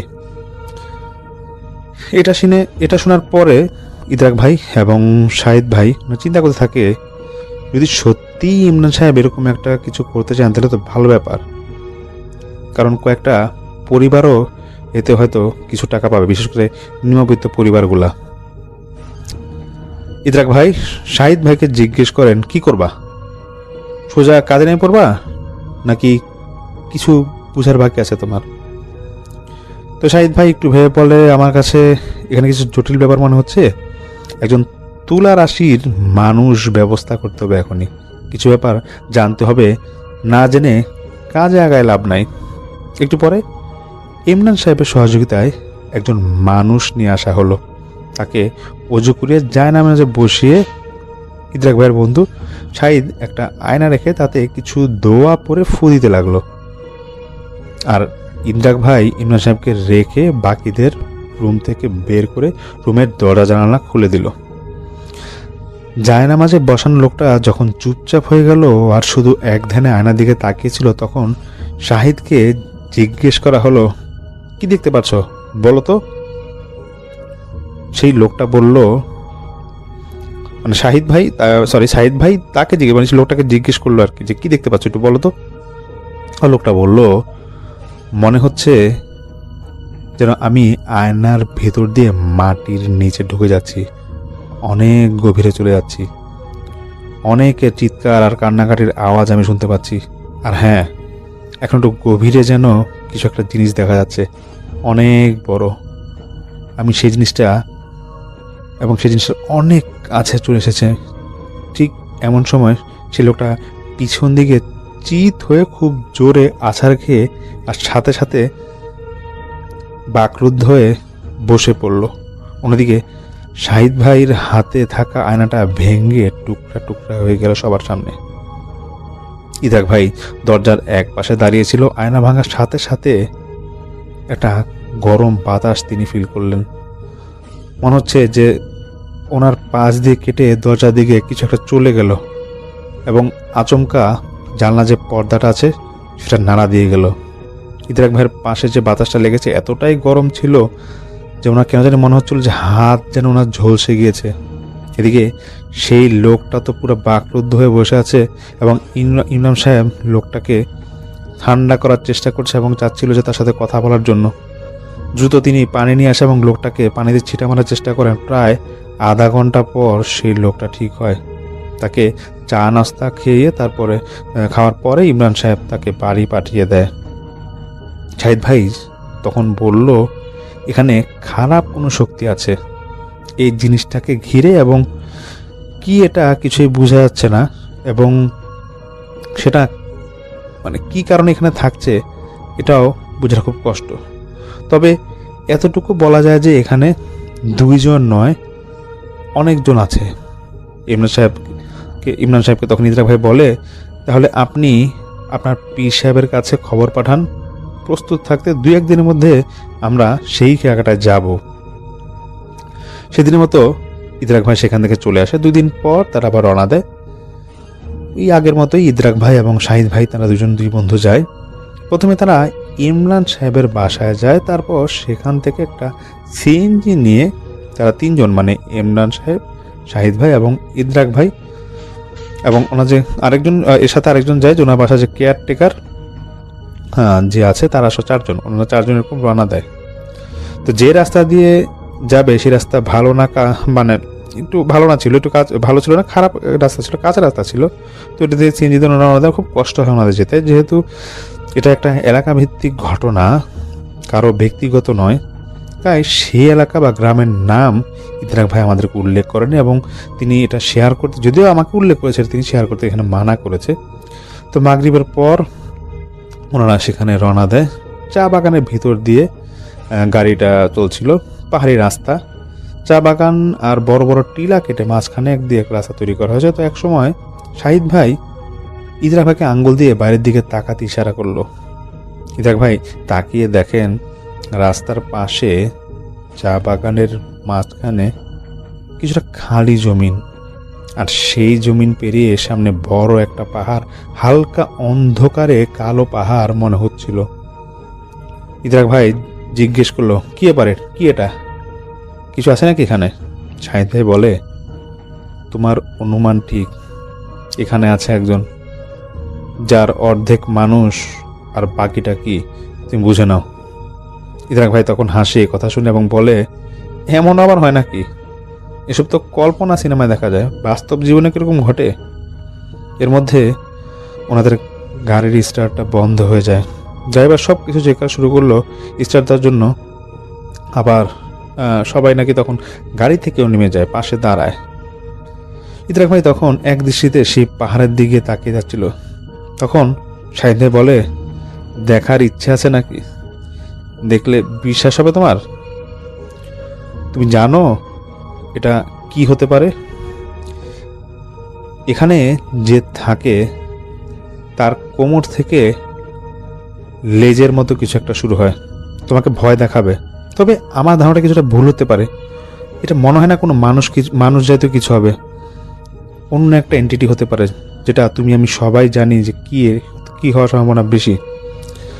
তার চেয়ে সবচেয়ে বড় কথা হলো, কেন জানি মনে হচ্ছে এই এন্টিটির 2টা মাথা, দুইটা মণিও আছে বলা যায়, মানে মাথা থেকে দুইটা মণি আছে, অনেকটা ইন্ডিকেট করে ইদ্রাক ভাই যেটা বলে সাপ জাতীয় কিছু একটা হবে, বা সাপের এন্টিটিটা সাপের আকৃতি নিয়ে আছে।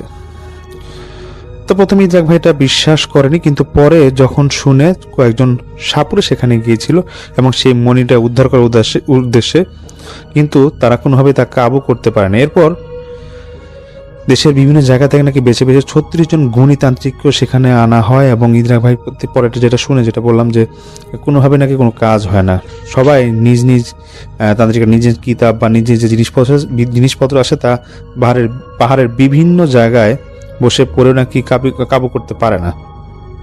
এদিকে সেই এন্টিটি বা সাপ জাতীয় যেটাই আছে এটা নাকি অনেক ভয়ানক ছিল। তারা অনেক কষ্টে নাকি সেখানে কোনো একটা তান্ত্রিকের মাধ্যমে এটা পরে ঠিক করতে পারে, যে আসলে মানে খোঁজাখুঁজি করে যে আসলে কি হতে পারে, কিন্তু আসলে কিন্তু পরে কিন্তু এটা সমাধান কোনো হয়নি। কিন্তু শাহিদ ভাই যেটা বলে যে সম্ভবত এটা জিন জাতীয় কিছু একটা হতে পারে, যেটা সাপের রূপ নিয়ে নাকি আশেপাশে এখানে এই এলাকাটায় ঘোরাফেরা করে। তারপর ইদ্রাক ভাই এগুলো যখন বিস্তারিত সব শুনলো বিষয়টা, তখন তিনি বলে যে হ্যাঁ, তাহলে তো এটা বিশ্বাস করা যায়, মানলাম যে এই এলাকায় কিছু একটা হয়তো বা আছে। শাহিদ ভাই ইশারা করে বলল তার সাথে যাওয়ার জন্য একটু সামনে, যেহেতু সিনজিটা নষ্ট, রাস্তার পাশে একটা টিলার কিনারা ধরে একটু সামনে গেছে ইদ্রাক ভাই। তারপর ইদ্রাক ভাই এবং শাহিদ ভাই ওনারা যখন হাঁটছে, হঠাৎ করে শাহিদ ভাই বলল, চুপচাপ চোখটা বন্ধ করে দাঁড়াও, একটু ধ্যান করো, দেখো কিছু শুনতে পাও কিনা। তার কথা মতো ইদ্রাক ভাই চোখ বন্ধ করে ধ্যান করে, আর তখন আসলেই শুনতে পাওয়া যায় ভয়ানক কিছুর গর্জন। গর্জন বলতে মনে হচ্ছিল কেউ শ্বাস প্রশ্বাস নিচ্ছে, সেটা নাকি ইদ্রাক ভাই স্পষ্ট শুনতে পায়। এর মধ্যেই সিএনজি ড্রাইভার ডাক দেয় যে গাড়ি ঠিক হয়েছে, আসেন যাই আমরা সেখানে। তখন তারা দুজন গাড়ি থেকে উঠে এবং নিজেরাই বিষয়টা আলাপ করতে করতে পরে তারা রওনা দেয়, এবং একটা খাল থাকে বিশাল বড়, এবং সেই খালটাও তারা পার হয়। তো কাছাকাছি যাওয়ার পর এখানে একটা ঘাটে তাদের নামতে হবে। ঘাটে নামার পর দেখে একটা নৌকার মাঝি বসে অপেক্ষা করছে, এবং ইমরান সাহেবকে দেখে উঠে বসে সবাইকে নৌকায় বসতে বলে। তো পারে পীর সাহেব অপেক্ষা করছিল তাদের জন্য। তারপর তারা যে চারজন ছিল তারা সেখানে বসে, এবং একদম শান্ত খালের পানি ছিল, আর শীতকাল থাকায় পানির উপর কুয়াশার একটু আভা দেখা যাচ্ছিল, ভেসে বেড়াচ্ছে। ওই পারে পৌঁছার পর নৌকা থেকে নেমে দেখা গেল একজন মুরব্বী লোক, সাদা পাঞ্জাবি পরা আর পাগড়ি পরা, মাথায় পাগড়ি পরা, দাঁড়িয়ে অপেক্ষা করছিল। তার সাথে আরো কয়েকজন আছে।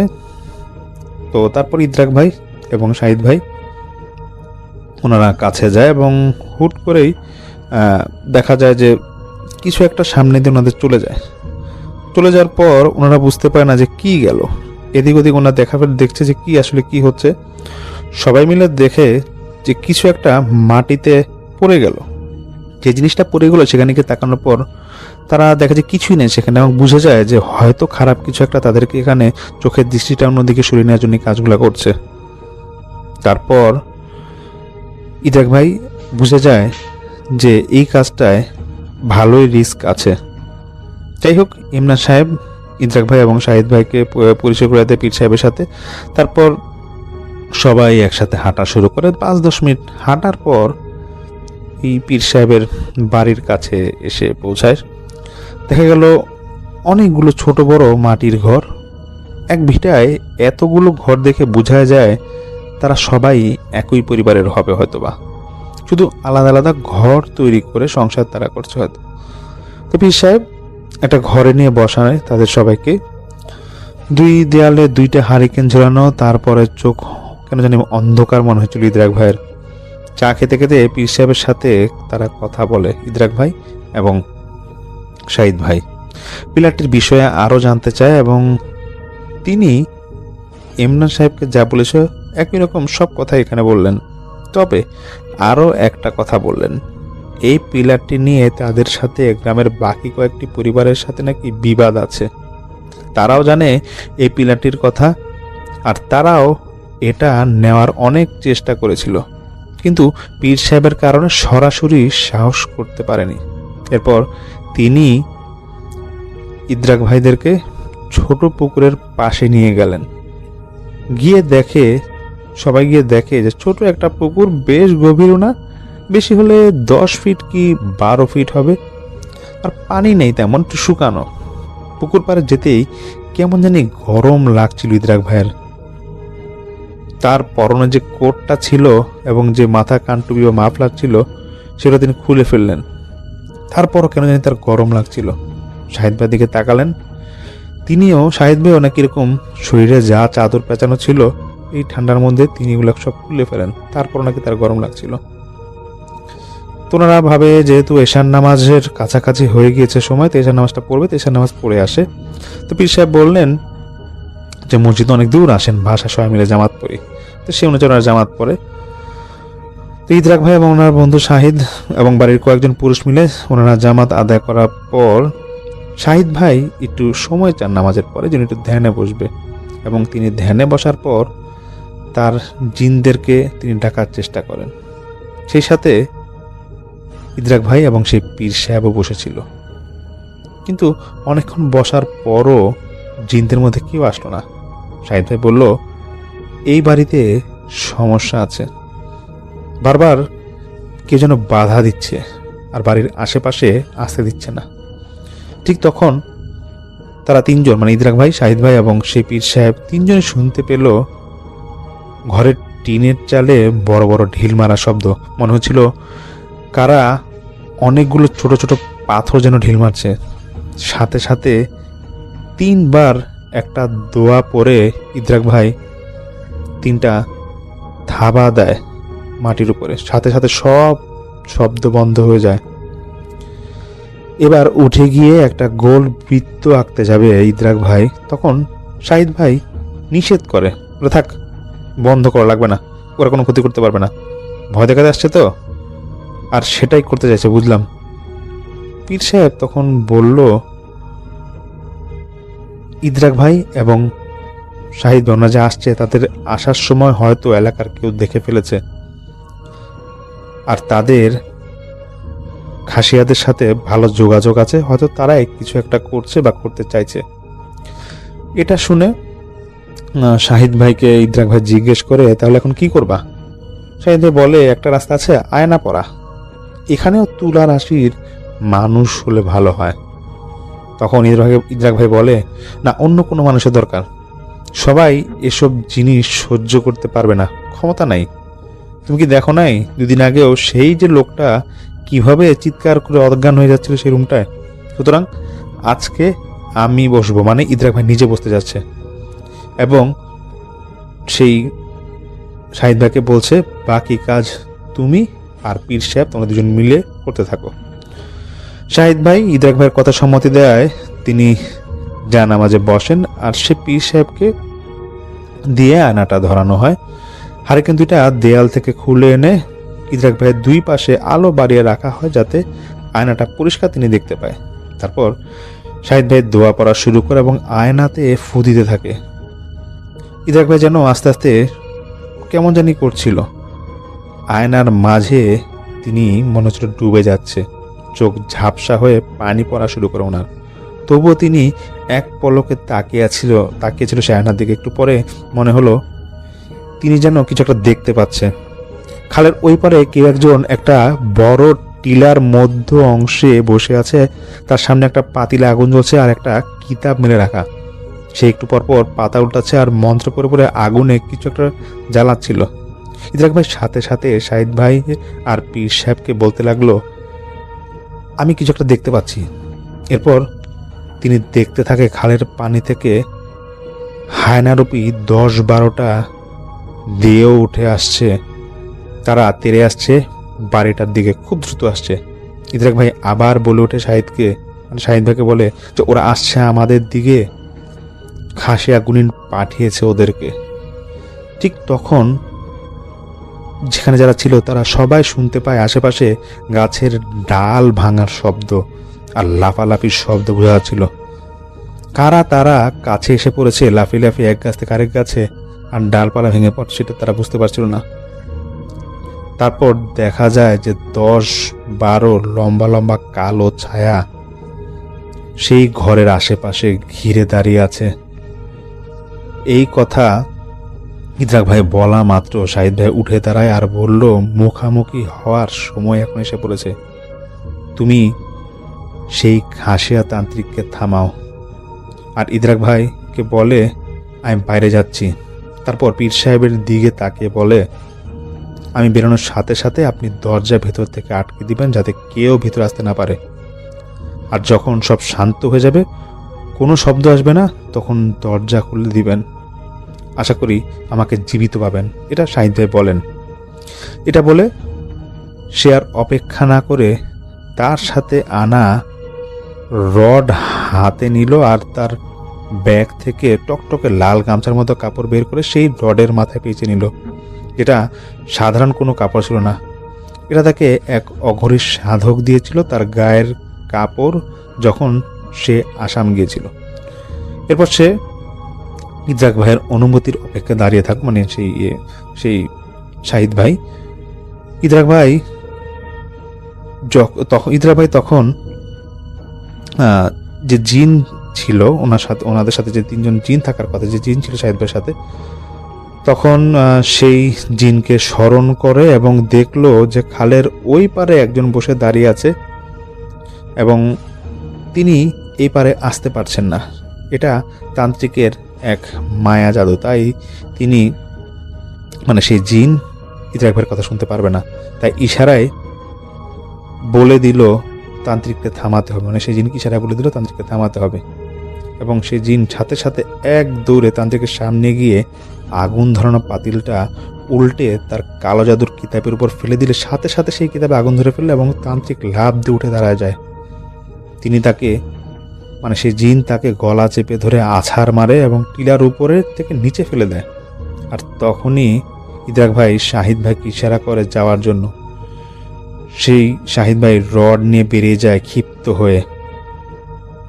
বুঝতে পারছিল তখন বাইরে কিছু একটা তিনি ঘটিয়ে ছাড়বেন এবং কিছু একটা ঘটবে বাইরে। পীর সাহেব কিছু না বুঝে শুধু হা করে ইদ্রাক ভাই দিকে তাকিয়েছিল। ইদ্রাক ভাই কিছু না বলে তখন চুপচাপ চোখ বন্ধ করে বসে থাকে আর পকেট থেকে তসবিহ বের করে প্রস্তুত থাকছিল তিনি, যাতে শাহিদ ভাইয়ের কোনো বিপদ বুঝলে সাথে সাথে বের হয়ে যেতে পারে। পীর সাহেব ঘরের দরজা লাগানোর পর বাইরে শুরু হলো এক তাণ্ডব। আওয়াজ হচ্ছিল শুধু বাইরে, দ্রিম দ্রিম করে, মনে হচ্ছিল কেউ লোহা দিয়ে লোহা পেটাচ্ছে। আর ঘরের চারদিক থেকে খালি কুকুর আর শেয়ালের কান্নার মতো চিৎকার শোনা যাচ্ছিল। শাহিদ ভাই পেটাচ্ছে তার রড দিয়ে, এটা বোঝাই যাচ্ছিল। পেটানোর শব্দের পাশাপাশি অনেক মানুষের দৌড়াদৌড়ি শব্দ আসছিল। বদ জিনগুলা এবার পালাতে শুরু করে। আস্তে আস্তে চারদিক নিস্তব্ধ হয়ে যায়। পীর সাহেব ইদ্রাক ভাইয়ের দিকে তাকিয়ে আছে অনুমতির অপেক্ষায়। তারপর সেই দরজা পীর সাহেব তারপর ইদ্রাক ভাইয়ের কথা শুনে তারপর সেই মানে ইশারা দেখে তারপর দরজাটা খুলে দেয়। বাইরে বেরিয়ে ইদ্রাক ভাই দেখেন শাহিদ ভাই মাটিতে রড পুঁতে তার উপর ভর দিয়ে হাঁটু গেড়ে বসে আছে। তার কাছে গিয়ে তাকে তুলে ধরা হয়, মানে শাহিদ ভাইকে তুলে ধরা হয়। হাতে হাত দিয়ে দেখা গেল কি যেন একটু ভেজা ভেজা লাগছে। না, এটা কোনো পানি বা ঘাম নয়, রডের চাপে হাত ফেটে রক্ত বেরোচ্ছিল। এটা তার রক্ত। দেখা লাগবে না যে কতটা মানে দেখতে মানে ইদ্রাক ভাই দেখছিল যে কতটা ব্যথা তিনি সেই শাহিদ ভাই পেয়েছিল। কারণ ইদ্রাক ভাই রক্ত দেখার পর ইদ্রাক ভাই খুব খারাপ লাগে যে শাহিদ ভাই কতটা যে ব্যথা পেয়েছে, হাত নাকি পুরো ফেটে গিয়েছিল। এটা দেখে এখন খুব খারাপ লাগে। তো শাহিদ ভাই তখন ইদ্রাক ভাইকে দেখে একটু হেসে বলে, সবাই পালায় গেছে, একবারে শক্তিতে পেরেছি সবগুলাকে, যাতে সামনে আর আমার সামনেই সামনের দিনগুলোতে যাতে আমার সামনে আর না আসে। ইদ্রাক ভাই তারপর শাহিদ ভাইকে নিয়ে ঘরের বারান্দায় এসে বসে এবং ইমরান সাহেবকে তারপর ভিতরের ঘর থেকে ডাক দেয় এবং পানি নিয়ে আসতে বলে। অন্যদিকে পীর সাহেবকে বলা হয় তিনি কয়েকজন লোক নিয়ে পুকুরে গিয়ে দেখতে কিছু দেখা যায় কিনা। পীর সাহেব তখনই কয়েকজনকে সাথে নিয়ে সেদিকে চলে যান এবং একটু পর তিনি এসে বলেন, পুকুরের ঠিক মাঝখানে কিছু একটা মাথা দেখা যাচ্ছে যা মাটি ঠেলে উপরে উঠেছে। তাকে বলা হয় সেটা তুলে নিয়ে আসার জন্য এবং সবাই মিলে সেটা তুলে নিয়ে আসলো। তারা সবাই বেশ খুশি হয়ে যায়, অভাবের সংসারে একটা খুশির আলো যেন দেখতে পায় তাদের মুখে। এরপর তাদের সাথে খাওয়া দাওয়া করেন এবং ইদ্রাক ভাই এবং সেই সাহেব সবাই মিলে খাওয়া দাওয়া করে এবং রাতে বিদায় নেয়। পীর সাহেব আর ইমরান সাহেব এর মানে ওদের মন খুব ভালো হয়ে যায় এবং ওদের আন্তরিকতা ছিল অনেক বেশি। এবার বোঝাই যাচ্ছে যে সেটা কি উঠেছিল, সেটা সেই পিলারটা ছিল যে পিলারটা উঠে গিয়েছে। তারপর এই ঘটনাটা ঘটার পর শাহিদ ভাই এবং ইদ্রাক ভাই তারা দুইজনই একটা কথা এই ঘটনায় মানে শাহিদ ভাই বেসিক্যালি এই ঘটনায় ইদ্রাক ভাইকে বলে দেয় যে অনেকের হয়তো প্রশ্ন আসতে পারে যে আয়নাটা দেখতে কেমন ছিল। সেই আয়না নর্মালি একটা আয়নার মতোই ছিল এবং শাহিদ ভাই কিছু মন্ত্র দিয়েছিল ইদ্রাক ভাইকে এবং তারা দুজনে কিছু মন্ত্র জানতো, যেহেতু তারা এরকম সাধনা করে যে আয়নাতে অনেক কিছুই নাকি দেখা যেত। এমন না যেটা ভবিষ্যৎ দেখা যাবে, কারণ ভবিষ্যৎ দেখার মালিক একমাত্র আল্লাহ। তারা এমন কিছু জিনিস বাস্তবে দেখেছিল যেটা দেখার কারণে এই সব কিছু সমাধান করা সম্ভব হয়েছিল এবং এটা নাকি তারা মাঝে মাঝে এই রিচুয়ালটা ব্যবহার করে।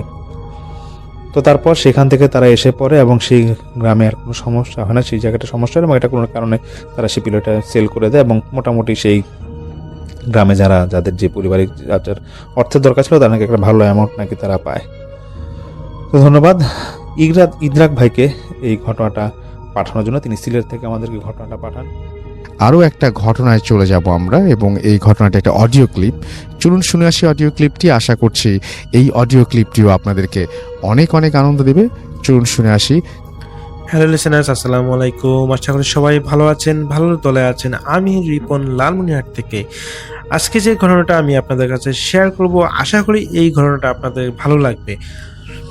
ঘটনাটি খুলনা অঞ্চলের রূপসা নদীর শাখা নদীর মোহনার কাছাকাছি একটি জায়গায় ঘটেছিল, যেখানে নদী আর ম্যানগ্রোভ বন মিলে এক অদ্ভুত নিরবতা সৃষ্টি করছে। এই স্থানটিকে স্থানীয় জেলেরা জল কবর বলে ডাকত, কারণ এখানে একবার কোনো নৌকা ডুবে গেলে তা আর খুঁজে পাওয়া যেত না। রশিদ ছিল সেই এলাকার সবচেয়ে অভিজ্ঞ এবং সাহসী ছেলে। বয়স 40-এর কোঠায় হলেও তার শক্তি আর মাছ ধরার কৌশল ছিল প্রশংসনীয়, কিন্তু তার ভাগ্য ছিল মন্দ। গত 6 মাস ধরে তার জালে কোনো বড় মাছ ধরা দিচ্ছিল না। তার পরিবার আর্থিক সংকটে ছিল। একদিন সন্ধ্যায় রশিদ তার স্ত্রী ফরিদার সামনে প্রতিজ্ঞা করলেন, আজ রাতে আমি যাব সেই জল কবরের কাছে, যা হয় হবে। আজ হয় বিশাল মাছ নিয়ে ফিরবো, না হয় জাল নিয়েই ফিরবো না। শুনেছি অমাবস্যা রাতে সেখানে বিশাল কালি রুই মাছ আসে, যা একবার ধরতে পারলে 7 পুরুষের দারিদ্র্য ঘুষে যায়। ফরিদা রশিদকে যেতে বারণ করলেন, কারণ স্থানীয় লোককথা অনুযায়ী সেই কালি রুই মাছটি আসলে ছিল একজন জলদেবী বা অপদেবতা, যে জেলেদের লোভের পরীক্ষা নেয় এবং তাদের নদীতে টেনে নেয়। তো একদিন অমাবস্যার রাতে, গভীর রাত তখন প্রায় 1টা, রশিদ তার পুরনো ডিঙ্গি নৌকা নিয়ে জল কবরের দিকে রওনা দিলেন। রশিদ লক্ষ্য করলেন নদীর অন্য সব জায়গায় সামান্য হলেও জোনাকির আলো বা দূরবর্তী গ্রামের আলো দেখা যাচ্ছে, কিন্তু জল কবরের কাছাকাছি আসার সাথে সাথে সমস্ত আলো যেন নিভে গেল। আকাশ থেকেও তারাগুলো যেন অদৃশ্য হয়ে গেল। সাধারণত রাতের নদীতে বিভিন্ন ধরনের জলজ প্রাণী বা পাখির ডাক শোনা যায়, কিন্তু সেই স্থানে প্রবেশ করার পর এক অদ্ভুত এবং ভয়ানক নীরবতা বিরাজ করছিল। বাতাসের শব্দ ছাড়া আর কোনো শব্দই ছিল না। রশিদ যখন বইটা চালাচ্ছিলেন তখন তিনি অনুভব করলেন নদীর জল স্বাভাবিকের চেয়ে অনেক বেশি ঠান্ডা। তার মনে হলো নিচে যেন কোনো বরফের স্তর রয়েছে। রশিদ তার সবচেয়ে বড় জালটি প্রস্তুত করলেন এবং নদীর একেবারে মাঝখানে সেটি ফেললেন। জাল ফেরার কিছুক্ষণ পর রশিদ তার নৌকার তলদেশে একটি ভারী এবং ধীরগতির কম্পন অনুভব করলেন। অল্প সময়ের মধ্যে জালের অস্বাভাবিক রকম টান পড়ল। রশিদ নিশ্চিত হলেন এটি সেই কালি রুই মাছ ছাড়া আর কিছুই নয়। তার টানের তীব্রতা এত বেশি ছিল যে তার হাত ফসকে যাচ্ছিল। জলের গভীরে তিনি আলো দেখতে পাচ্ছিলেন। যখন রশিদ জালটি প্রাণপণ শক্তি দিয়ে টেনে ধরছিলেন তখন তিনি জলের গভীরে একটি নীলচে সবুজ আলো দেখতে পেলেন। আলোটি স্থির ছিল না, বরং নদীর তলা থেকে উপরের দিকে ঘুরে ঘুরে উঠছিল। সেই আলোর মধ্যে রশিদ একটি অস্পষ্ট মানব আকৃতি দেখতে পেলেন। সেটি মাছের মধ্যে লম্বাটে ছিল না, বরং একটি নারীর অবয়ব, যার চুলগুলো জলজ উদ্ভিদের মতো লম্বা এবং স্রোতে ভাসতেছে। রশিদ ভয়ে জমে গেলেন। তিনি বুঝতে পারলেন তিনি কোনো মাছ ধরছেন না, বরং কোনো অবদেবতাকে জাগিয়ে দিয়েছেন। কিন্তু তার লোভ তাকে পিছু হটতে দিচ্ছিল না।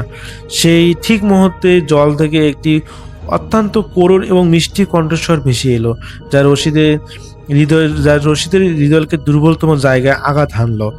আমাকে ছেড়ে দাও মাঝি, আমি ক্লান্ত, আমাকে মুক্তি দাও। আমার বদলে তোমাকে আমি দেব রূপার ভাড়ায়, যা দিয়ে তোমার 7 পুরুষ সুখে থাকবে। তিনি সেই অপদেবতাটি রশিদকে অনেক কিছু দিতে চাইল। নৌকার কাছে নদীর জল হঠাৎ করেই স্বচ্ছ হয়ে উঠল এবং রশিদ দেখতে পেলেন নদীর তলদেশে অসহ্য রূপার মুদ্রা চিকচিক করছে। অপদেবতা আবার বলল, কিন্তু এই শর্ত আছে মাঝি, তুমি এই সম্পদ নিয়ে ফিরে যাবে, কিন্তু তোমার প্রথম সন্তানকে আমার এই অমাবস্যায় আমার কাছে পাঠিয়ে দিতে হবে যখন সে বড় হবে। রশিদ তখন দ্বিধায় পড়লেন। একদিকে তার চরম দরিদ্রতা, অন্যদিকে তার নিষ্পাপ সন্তান। রশিদ যখন লোভের কাছে হার মানতে চাইছেন, তখনই হঠাৎ করে তার নৌকাটি প্রচণ্ড জোরে কাঁপতে শুরু করলো। রশিদ শুনতে পেলেন দূরে যেখানে নদীর বনের সাথে মিশেছে, সেখানে তার স্ত্রী ফরিদা আর্তনাদের চিৎকার শোনা যাচ্ছে, যদিও ফরিদা বাড়িতে থাকার কথা। রশিদের মনে হলো তার প্রতিজ্ঞা হয় তিনি মাছ নিয়ে ফিরবেন, না হয় জাল নিয়েই উঠবেন না। লোভের ঊর্ধ্বে রশিদ জীবনের মূল্য বুঝতে পারলেন। তিনি দ্রুত জাল বাঁধা দড়িটি একটি ধারালো দা দিয়ে কেটে ফেললেন। জালটি ছেড়ে দেওয়ার সাথে সাথেই জলের নিচে সেই নীলচে সবুজ আলোটি নিভে গেল। নদীর জল ভয়ঙ্করভাবে ফুলে উঠল এবং একটি তিক্ত এবং হিংস্র হাসির শব্দ ভেসে এলো। নৌকাটি একবার উল্টে যাওয়ার উপক্রম হলো, কিন্তু রশিদ কোনো মতে নিজেকে সামলে নিলেন। সকালে রশিদ খালি হাতে কিন্তু জীবন নিয়ে বাড়ি ফেলেন। তিনি আর কখনো সেই জল কবরের দিকে পা বাড়াননি। তিনি বুঝতে পেরেছিলেন সেই কালিরুই বা অপদেবতা আসলে জেলেদের লোভ এবং ভালোবাসার পরীক্ষা নেয়। লোভ জয় করলে সম্পদ মেলে, কিন্তু পরিবারকে হারাতে হয়। রশিদ সম্পদ হারায়নি, বরং শান্তি নিয়ে ফিরে এসেছেন। আজ এলাকার জেলেরা বলে অমাবস্যা রাতে জল কবরের কাছ থেকে গভীর জলের নিচে রূপার ঝিলিক দেখা যায়, যা রশিদকে দেওয়ার সেই অপদেবতার লোভের উপহারের স্মৃতি বহন করে। তো রশিদ ভাই আসলে তিনি এখানে লোভ করেননি, যার কারণে তিনি ফিরে আসতে পেরেছিলেন। যদি তিনি লোভ করে তার সন্তানকে দেওয়ার কথা বলতেন, তিনি তাহলে তার পরিবারকেই ধ্বংস করে ফেলতেন। বিনিময়ে তিনি হয়তোবা কিছু পেতেন, কিন্তু আবার তার পরিবার এবং তার জীবনটাকে ধ্বংস করে দিত। তিনি যেহেতু লোভ করেননি, তার সন্তানকে দিতে আগ্রহী হননি, যার কারণে তিনি বেঁচে ফিরেছেন। তো রশিদ ভাই এর এই ঘটনাটা আপনাদের কেমন লাগলো আশা করি আমাকে কমেন্ট করে জানাবেন। তো সবাই ভালো থাকবেন, সুস্থ থাকবেন, এই প্রত্যাশায় আল্লাহ হাফেজ। আমরা চলে যাব আমাদের পরবর্তী অতিথির কাছে। আপনার নামটা প্লিজ একটু বলবেন, আপনি কোথা থেকে এসেছেন সেটা বলবেন, তারপরে আপনার ঘটনায় যাব। রাত হয়ে গেলে বড় ঝোপালো গাছের নিচ দিয়ে যেতে মানা করেন বড়রা, কিন্তু কেন? রাতের বেলা ঝোপালো আর প্রাচীন ওই গাছগুলোতে কি থাকে? বিজ্ঞান মনস্ক অনেকে হয়তো এই নিষেধাজ্ঞাগুলোকে হেসে উড়িয়ে দিবেন, তবে বিজ্ঞানের ছাত্র চাঁদপুরের একলাসপুর গ্রামের একজন লিসেনার যে ঘটনাটি পাঠিয়েছেন, সেটা তার বাড়ির দক্ষিণ পাশের বিশাল কড়ই গাছ আর তার পাশের কবরস্থানকে নিয়ে। চলুন ঘটনায় যাই। কবরস্থান থেকে 7-8 মিটার এগুলেই আমার রুম। সেদিন বিকেলে অনেকক্ষণ টানা পড়াশোনা করার পর ক্লাসমেটদের সাথে মাঠে আড্ডা দিতে গিয়েছিলাম। আমার পরীক্ষা চলছিল, সেগুলো নিয়ে কথাবার্তা বলছিলাম আমরা। মাঠে যাওয়ার রাস্তাটা এরকম যে প্রথমে বাড়ির কাছের সেই কবরস্থান, একটু পরে মসজিদ, আর মসজিদের পাশেই একটা 2 তলা ভবন বিশিষ্ট প্রাইমারি স্কুল। আসরের আজানের পর নামাজ শেষে মসজিদে খানিকক্ষণ সময় মোনাজাত করে বের হলাম মাঠের দিকে। মসজিদের গেট পেরিয়ে ঠিক যখন প্রাইমারি স্কুলের সামনে আমরা হাঁটছি, তখনই হঠাৎ চোখ পড়ল স্কুলের দোতলা ছাদের জানলার দিকে। কুচকুচে কালো রঙের একটা ছায়া দুটো কবুতরের বাচ্চা নিয়ে জানলার মধ্য দিয়ে স্কুলের ভেতরে ঢোকার চেষ্টা করছে। মাথা থেকে কোমর পর্যন্ত ঢুকে গেলে আমি দেখতে পাই ওই ছায়াটার পাগুলো দেখতে খুবই চিকন। দেখে মনে হচ্ছিল অত্যন্ত লম্বা বৃদ্ধ কোনো লোকের পা। এটা দেখার পর সাথে সাথে আমি ভয় পেয়ে যাই এবং দৌড়ে মাঠে চলে যাই। সন্ধ্যায় বাড়ি ফিরে এসে আব্বুর কাছে জানতে পারলাম আমাদের নিজেদের একজোড়া কবুতরের বাচ্চা খুঁজে পাওয়া যাচ্ছে না। ভয়টা আরো বেড়ে গেল। তবু বিকেলের ঘটনা সম্পর্কে কাউকে কিচ্ছু বললাম না। এশার আজানের পর মসজিদে গেলাম। আবার মসজিদে মিলাদের রসগোল্লা দিয়েছিল। রসগোল্লা নিয়ে বাড়ির দিকে আসছিলাম। গেট পেরিয়ে কিছু দূর এগোতেই একটা চালতা গাছের নিচে ধূপ করে একটা মিষ্টি আমার হাত থেকে পড়ে গেল। বলে রাখা ভালো, মসজিদ থেকে আমার বাড়ি পর্যন্ত রাতের বেলা কোনো প্রকার লাইটের ব্যবস্থা নেই। রাস্তাটির দুধারে শুধু দুটো ছোট পুকুর আর একটা তাল গাছ। আমার মিষ্টি অনেক পছন্দ, তাই মিষ্টি পড়ে গেলেও তাড়াতাড়ি তুলে নিলাম। ভেবেছিলাম আগে গিয়ে ধুয়ে খাবো।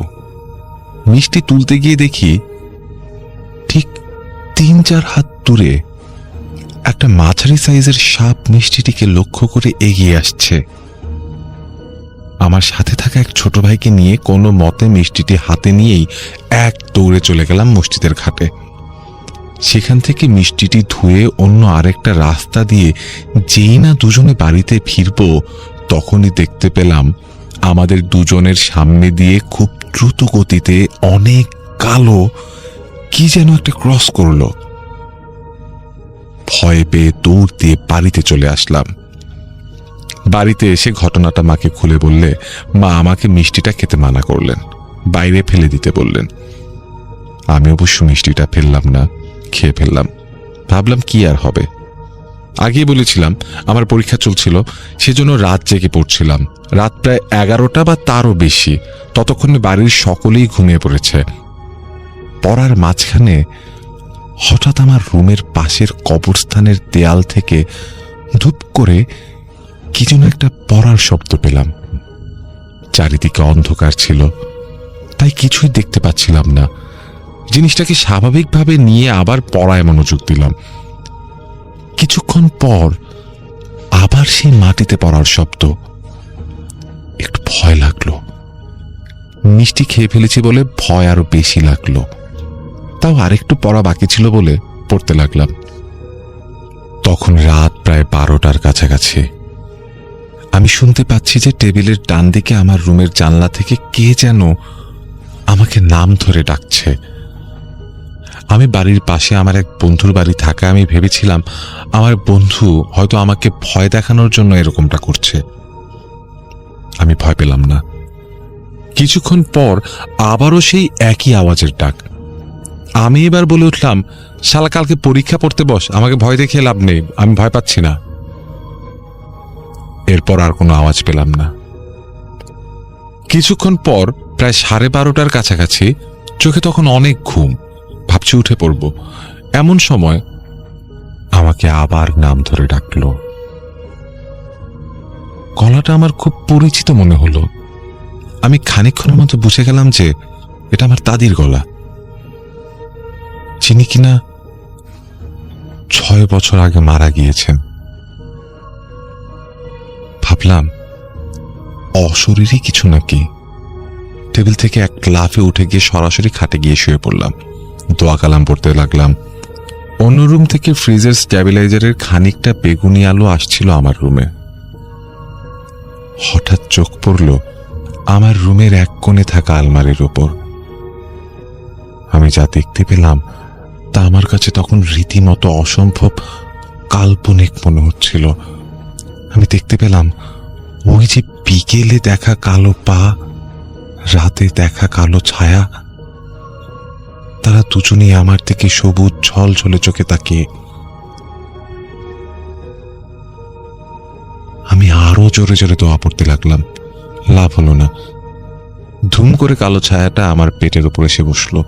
সে বলতে লাগলো, কোনো কাজ হবে না আজ তোর দোয়া কালামে। সাথে সাথে ছায়াটি আমার পেটে চাপ দিল, হাত দিয়ে আমার মাথা চেপে ধরলো।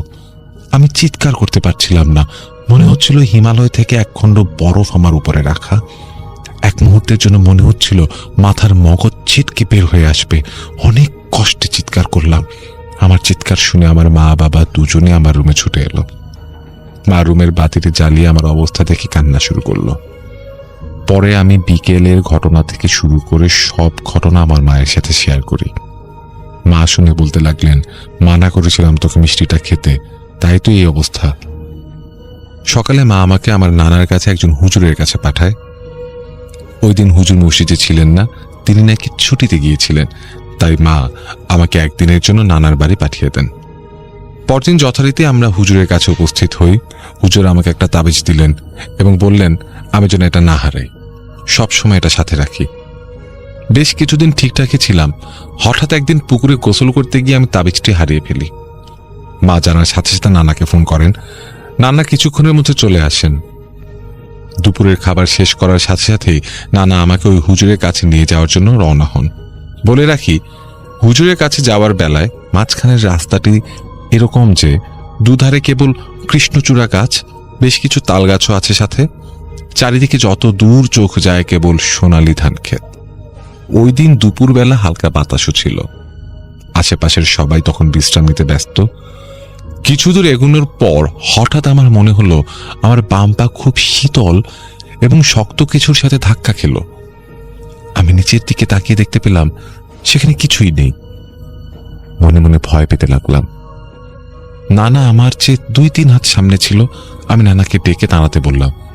নানা যখনই আমার দিকে মুখ ফেরালেন তখনই আমি দেখতে পেলাম নানার ঠিক পেছন দিকটাতে ওই কুচকুচে কালো ছায়া দাঁড়িয়ে আছে।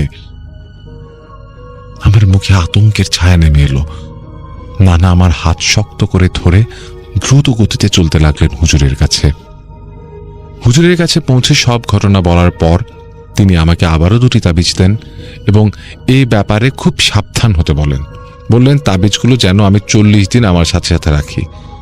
নানা হুজুরের কাছে এরকম ঘটনার কারণ জানতে চাইলে তিনি বললেন, আপনাদের বাড়িতে একটা জিন বাসা বেঁধেছে এবং জিনটা খুবই মিষ্টি পছন্দ করে। আপনার নাতি ওই দিন মিষ্টি পড়ে যাওয়া সত্ত্বেও তা তুলে নেয় এবং খেয়ে ফেলে। কিন্তু ওই জিনটা ওই দিন পড়ে যাওয়া মিষ্টিটা খেতে চাইছিল, তাই সে সাপের আকৃতি ধারণ করে আপনার নাতির কাছে এসেছিল। আপনার নাতিকে রাতে ডেকে ডেকে বিরক্ত করাও ওরই কাজ ছিল। এরপর আমরা বাড়ি চলে আসলাম। হুজুরের কথা মতো 40 দিন তাবিজটা নিজের কাছে সাবধানতার সাথে রাখলাম। এরপর আমার আর কোনো সমস্যা হয়নি। জিনের মিষ্টির প্রতি টান আমাদের কারোই অজানা নয়। পুরনো ঢাকার মিষ্টির দোকানে জিনের আনাগোনা দেখা যায় প্রায়ই। সম্প্রতি এই নিয়ে একটা শর্ট ফিল্মও বেশ জনপ্রিয় হয়েছে। আপনার কি মনে হয়, জিনের সাথে মিষ্টি খাওয়ার এই যে একটা যোগাযোগ, সেটা আসলে কতটুকু সত্যি?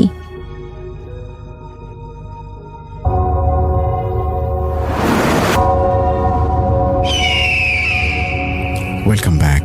আপনাদের সবাইকে স্বাগত জানাই আমি রাসেল। আশা করছি আপনারা সবাই ভালো আছেন, ভালোর তলে আছেন। আমিও ভালো আছি আর ভালোর তলে আছি। চলে যাব আরও একটি ঘটনায়। যদি ভালো লাগে সাথে থাকবেন।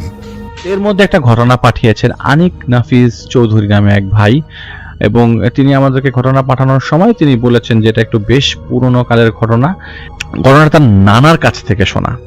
তার নানার কাছ থেকে শোনা মানে শুধু তার নানার ঘটনা, অনেক পুরনো ঘটনা। এটা তার নানার জন্মের আগে ঘটেছিল। তার নানার ওনার বাবার কাছ থেকে শুনেছেন। এটা তার নানার দাদার ঘটনা, মানে কত আগের হতে পারে। আমি তো মনে করি এটা 1900 সালের ঘটনা না, তারও আগের ঘটনা, 1800 সালের ঘটনা।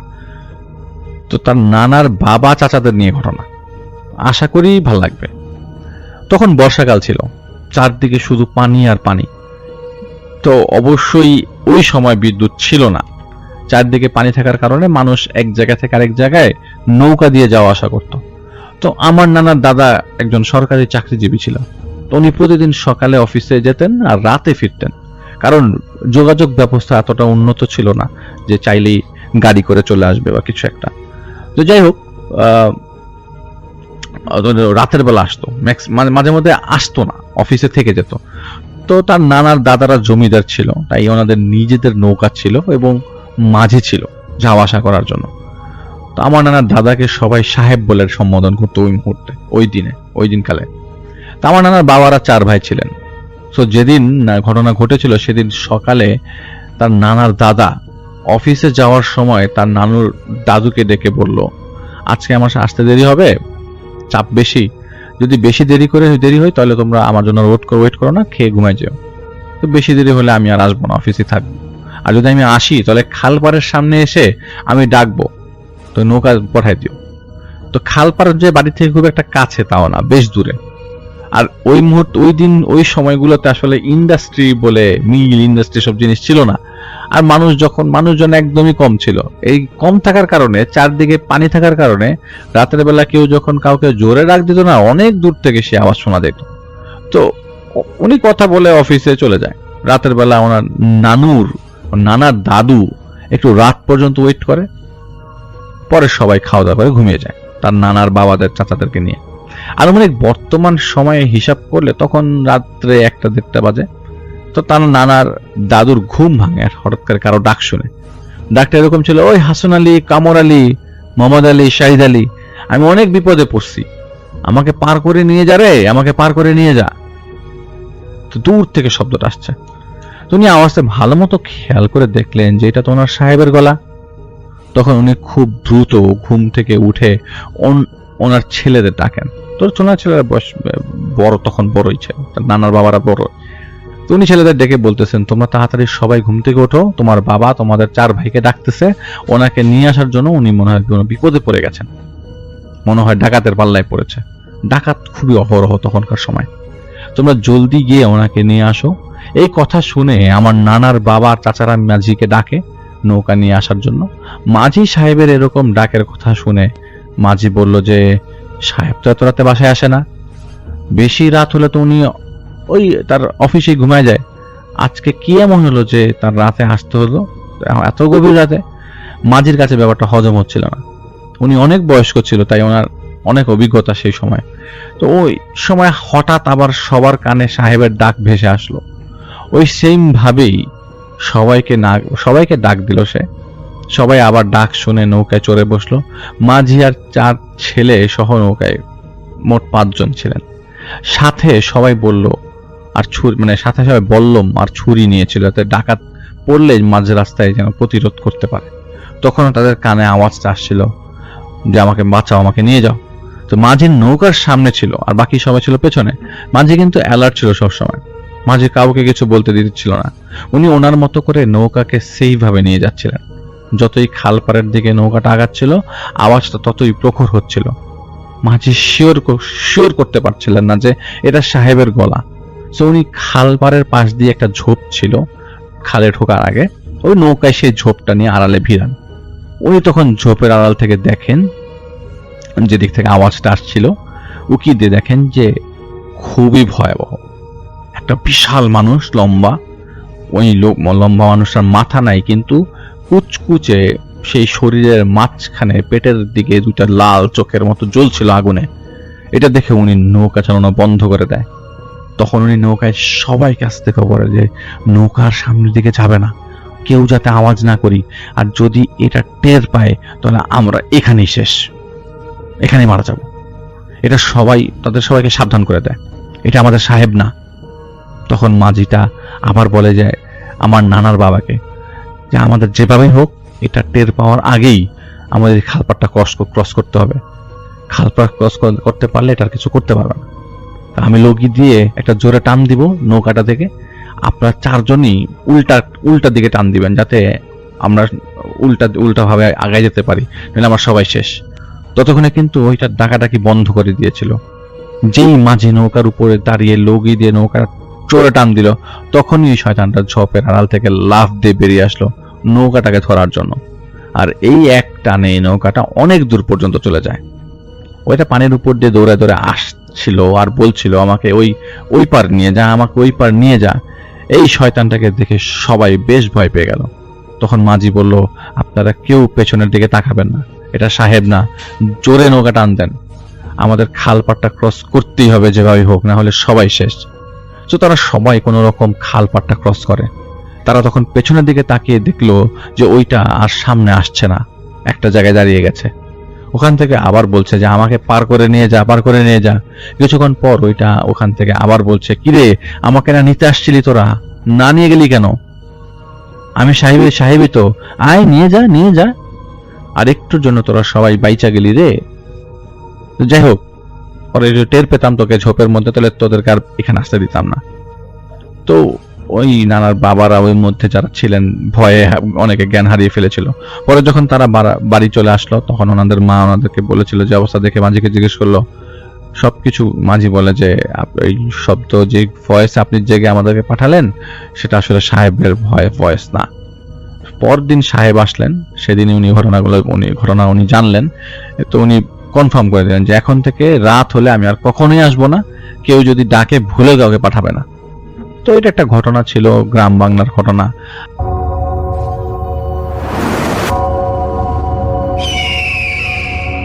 Welcome back. আপনাদের সবাইকে স্বাগত জানাই আমি রাসেল। আশা করছি আপনারা সবাই ভালো আছেন, ভালোর তলে আছেন। আমিও ভালো আছি আর ভালোর তলে আছি। চলে যাব আরও একটি ঘটনায়। যদি ভালো লাগে সাথে থাকবেন। আজকের গল্পটা টাঙ্গাইলের গোপালপুরে অবস্থিত দক্ষিণ মান্দিয়া গ্রাম থেকে একজন লিসেনার আমাদেরকে পাঠিয়েছেন। দূরত্বের কারণে স্টুডিওতে না আসলেও তার গ্রামের এক ভ্যান চালকের সাথে ঘটা রহস্যময় ঘটনাটি আমি পড়ে শোনাচ্ছি।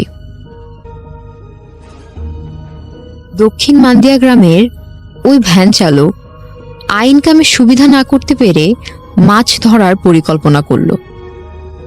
পাশের বাড়ির এক জেলের কাছ থেকে জালও কিনেন। বিশেষ ওই জালটার নাম ছিল তৈরা জাল। যার থেকে জাল কিনেছিলেন ওই ভ্যান চালক, তিনি গ্রামের তান্ত্রিক হিসাবেও পরিচিত ছিলেন। গ্রামের হিন্দু ধর্মাবলম্বীদের দেহ সৎকারের ভার ছিল তার কাছে। তো ঘটনাটা শুরু হয় জাল দিয়ে মাছ ধরা শুরু করার পর থেকেই। ভ্যান চালক পর্যায়ক্রমে ওই জাল দিয়ে মাছ ধরা শুরু করে এবং খুব অল্প দিনে সে স্বাবলম্বী হয়ে যায়। কারণ অন্য সব জেলেরা যেখানে জাল ফেলে তেমন মাছই পেত না, সেখানে তার ওই জাল দিয়ে সে প্রচুর পরিমাণের বড় বড় মাছ ধরত এবং খুব অল্প সময়ে।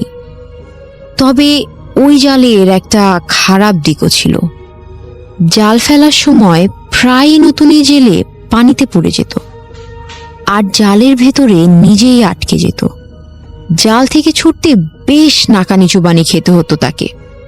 প্রথম দিকে জেলে ভেবেছিল জাল ফেলার অভ্যাস নাই, ভ্যান চালক, তাই হয়তো ভুলভাল জাল ফেলে পানিতে পড়ে যাচ্ছে। কিন্তু এই ঘটনা বারবার সাবধান হওয়ার পরেও হতে থাকলো। শরীর খারাপ হচ্ছিল, কিন্তু এই জাল দিয়ে সবার চেয়ে বেশি মাছ পাচ্ছেন ভেবে জালটা ছাড়তেও পারছিলেন না। সবকিছু মিলিয়ে এই জাল নিয়ে জেলে খুব চিন্তায় পড়ে গেল। যাই হোক, লোকটির বাবাও বিলে রাত জেগে মাছ ধরতেন, তাই জেলে নিজে মাছ ধরা শেষ করে রাতের বেলায় বাবাকে খাবার বিলে গিয়ে দিয়ে আসতো। একদিন রাতে সে তার বাবার জন্য খাবার নিয়ে রওনা দিল তখন মাঝপথে গিয়ে হালকা চাঁদের আলোয় দেখতে পেল রাস্তায় তার বাবা দাঁড়িয়ে আছে। জেলে অবাক হলো, বাবার দিকে তাকালো। কেমন যেন অন্যরকম লাগছিল বাবাকে। হঠাৎ তার বাবা তাকে আস্তে আস্তে হালকা স্বরে বলে উঠল, এখন তোকে খাওয়াচ্ছি, খা। তবে এমন একদিন আসবে তুই মহা বিপদে পড়বি।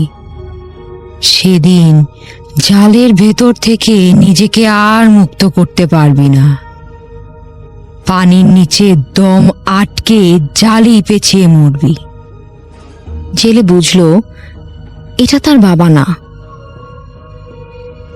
ভয় পেয়ে দৌড় দিতেই তার বাবা অন্ধকারে পানির দিকে প্রচন্ড গতিতে দৌড় দিয়ে চলে গেল। বাবা পানির দিকে যাচ্ছে দেখে তার পেছন পেছন দৌড় দিল জেলে। সেখানে তখন কেউ নেই। কি করবে বুঝতে না পেরে বাবা যেখানে প্রতিদিন মাছ ধরে সেখানে গেলেন জেলে। সেখানে তখন কেউ নেই। কি করবে বুঝতে না পেরে বাবা যেখানে প্রতিদিন মাছ ধরে সেখানে গেলেন জেলে। গিয়ে চমকে গেল। সে দেখল তার বাবা অন্য সব দিনের মতো যথারীতি মাছ ধরায় ব্যস্ত আছে। সে প্রথমেই তার বাবাকে সব ঘটনা খুলে বললেন। তার বাবা বলল যে সে এখানেই ছিল সব সময়, মাছ ধরছিল, নড়েনি। এই শুনে জেলে তো খুব ভয় পেয়ে গেল। পরের দিন জেলে সেই তান্ত্রিকের কাছে গেল যার কাছ থেকে তিনি জালটা কিনেছিল। জালে কি সমস্যা জানতে চাইল তান্ত্রিকের কাছে। ওই জাল সম্পর্কে জানতে চাইলে তান্ত্রিক তাকে বলল যে সুতার কাঠি দিয়ে জাল বুনন করা হয় সেই কাঠিটি বানানো হয়েছিল একজন মৃতের দেহ সৎকার বা পোড়ানোর কাজে ব্যবহার করা বাঁশ দিয়ে। জেলে বুঝে গেল যে জালেই সমস্যা। পরিবারের সকলের সাথে পুরো ঘটনা খুলে বলার পর সবাই মিলে সিদ্ধান্ত নিল জালটি বিক্রি করে ফেলবে।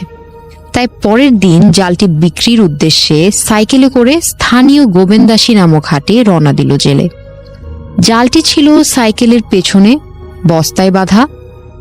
হাটে যাওয়ার সময় অকারণেই সাইকেলটি রাস্তায় 2 থেকে 3 বার অ্যাক্সিডেন্ট করে। অনেক কষ্টে তাও হাটে পৌঁছে জালটি বিক্রির জন্য খুব কম দাম চাইলেও জালটি হাটে বিক্রি করা হয় না। সারা দিন পর অবশেষে বাড়িতে এসে জালটি আগুনে পুড়িয়ে ফেলা হয়। এরপর তাদের আর কোনো সমস্যা হয়নি। শ্মশান নিয়ে সবার মনে কিছু খারাপ ধারণা থাকে। থাকাটা অস্বাভাবিকও নয়, মৃত্যু রহস্যময়। আর যা কিছু রহস্যময় তাকে কিছুটা হলেও ভয় পায় জীবিতরা। ভূত কথা। Let there be fear with fly. মেছুভূতের নাম নিশ্চয়ই শুনেছেন লিসেনার্স। আজকে সিলেটের সুনামগঞ্জ জেলার জামালগঞ্জ থেকে এই মাছ সংক্রান্ত অদ্ভুত একটা ভৌতিক ঘটনা শেয়ার করেছেন নাইম আহমেদ। ঘটনাটি তার সাথে নয়, ঘটেছিল তার বাবার সাথে। মায়ের মুখে বাবার সাথে ঘটে যাওয়া অবিশ্বাস্য এই ঘটনাটি শোনেন নাইম। তো ঘটনাটি ঘটে 1985 সালে। আমার বাবা একজন ব্যবসায়ী। ব্যবসায়ের কাজের ফাঁকে বাবা প্রায় বর্ষাকালে গ্রামের বাড়ি যেতেন। আমার গ্রামের বাড়ির ওখানে নদী, খাল, বিল বা পুকুরে অনেক মাছ পাওয়া যেত। আমাদের গ্রামের বাড়িটা ছিল অনেকটা পুরনো, চারপাশে অনেক গাছপালা। গ্রামে গেলেই বাবা মাছ ধরতে যেতেন। বাবা যেখানে মাছ ধরতে যান সেই খালটার ওই পাশেই ছিল পুরনো কবরস্থান। শোনা যেত ওখানে নাকি অনেক খারাপ কিছু থাকতো, কিন্তু বাবা এইসব কথা মানতেন না। বাবার শখ ছিল মাছ ধরা। বাবা বাড়ি পৌঁছে মাছ ধরতে ইচ্ছে করছে বলে সেই রাতে একাই বেলা কোচ নিয়ে মাছ ধরতে চলে গেলেন ওই খালে। কোচ হলো মাছ ধরার এক ধরনের হাতিয়ার। তো বাবা মাছ খুঁজতে খুঁজতে বড় আকৃতির 2টা মাছ ধরলেন। এক একটার ওজন প্রায় 5 থেকে 6 কেজি। তো বাবা এগুলো বাড়ি রেখে আবারও গেলেন খালে। আমার দাদি বারণ করেছিলেন আমার বাবাকে আর যেতে, কিন্তু বাবা দাদির কথা না শুনে আবার যান সেই খাল পারে। খাল পর্যন্ত যাওয়ার আগেই শুরু হয় অদ্ভুত সব ঘটনা। প্রায় খালি চোখেই আগের মাছগুলোর চেয়েও বড় মাছ দেখলেন বাবা খালের পানিতে। তাড়াতাড়ি টর্চ লাইট মেরে মাছের উপরে কোচ মারতেই বাবা দেখলেন সেখানে কোনো মাছ নেই, অথচ মাছের গায়েই কোচ গেঁথেছে, সেটাও উনি দেখেছেন। বাবা ভাবলেন ভুলে হয়তো উনি ভেবেছেন যে মাছের গায়ে লেগেছে, তাই আবারও কোচ মারলেন। কিন্তু বারবার মাছের গায়ে কোচ লাগলেও মাছ গিয়ে একটু দূরে ভেসে উঠছিল। অনেকবার চেষ্টা করে টায়ার্ড হয়ে বাবা পানি থেকে উঠে পড়লেন। কবরস্থানের পাশেই একটা বড় বটগাছের নিচে চলে গেলেন বসার জন্য। তখন রাত প্রায় 2টা। এদিকে আমার দাদি চিন্তা করছিলেন বাবা কেন বাড়ি আসছেন না। তখন বাবাকে খুঁজতে দাদি ছোট চাচাকে পাঠালেন। তখন আমার বাবা প্রায় কবরস্থানে সেই গাছের নিচে চলে গিয়েছেন। কাছে গিয়ে উনি দেখেন যে সেখানে অনেক বড় বড় গজার মাছ ভয়ঙ্কর চোখ দিয়ে তার দিকে তাকিয়ে আছে। বাবা তখনও বোঝেননি যে ওগুলো আসলে মাঝবেশি জিন।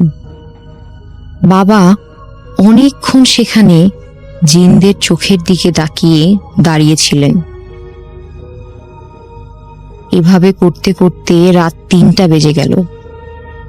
আমার চাচা পেছন থেকে বাবাকে ডাকছিলেন, কিন্তু বাবা কিছুই শুনতে পারছিলেন না। বাবার কোনো সাড়াই নেই। তা দেখে তখন ছোট চাচা বাবার গা ধরে ধাক্কা দিয়ে বললেন, ভাই ভাই। তখন আমার বাবা চমকে গিয়ে জ্ঞান ফিরে পান। মজার ব্যাপার হলো বাবা কেন এই গাছের নিচে গিয়েছেন মনেই করতে পারলেন না। ওনার শেষ মনে ছিল যে তিনি পানিতে মাছ ধরছিলেন। চাচা শুনেই বুঝলেন যে জিনের কাজ এটা। তখন তিনি বাবাকে নিয়ে বাড়ি ফিরে আসবেন ঠিক করলেন। কিন্তু বাবা তখন এত ক্লান্ত, একা হাঁটতেই পারছেন না। তাই চাচা ঠিক করলেন উনি নিজে বাবাকে ধরে বাড়িতে নিয়ে আসবেন। বাড়ির দিকে রওনা দিলেন দুজন। সব ঠিক ছিল, কিন্তু কিছু দূর হাঁটার পর চাচা লক্ষ্য করলেন চাচার শরীর কেন যেন গরম হয়ে আসছে। কিছু দূর যাওয়ার পর চাচা খেয়াল করলেন পেছনে পেছনে কে যেন আসছে। তাকিয়ে দেখলেন একটা ছায়ার মতো কি জানি পাশ দিয়ে চলে গেল। টর্চ লাইট দিয়ে চারিদিকে দেখলেন, কিছুই নেই। বাবার অবস্থা তখন অনেক খারাপ, চাচাও অনেক ক্লান্ত, কিন্তু তাও থামলেন না। অনেকক্ষণ পর বাড়ি ফিরে আসলে বাড়ির সবাই কান্নাকাটি শুরু করলো। বাবাকে তখন কিছু খাওয়াতে চাইলেও বাবা না খেয়েই ঘুমিয়ে পড়েন। তিনি স্বপ্নে দেখেন কালো রঙের একটা কাপড় গায়ে দেওয়া বিশাল আকৃতির কিছু। চোখগুলো আগুনের মতো জ্বলছে, দাঁতগুলো অনেক বড় বড়, মুখ থেকে বের হয়ে আসছে। বাবাকে বলছে, তোর ভাগ্য ভালো, আজ বেঁচে গেলি তোর ভাই এখানে আসায়, না হয় তোর আজ শেষ দিন ছিল। ঘুম ভেঙে বাবার শরীরে জ্বর আসে। বাবা আমার দাদার কাছে সব কিছু খুলে বললেন। দাদা সকালে এক কবিরাজের কাছে যান।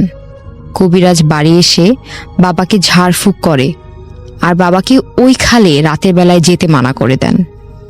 এরপর থেকে বাবা আর ওখানে যায়নি, আর এমন কোনো সমস্যাও হয়নি।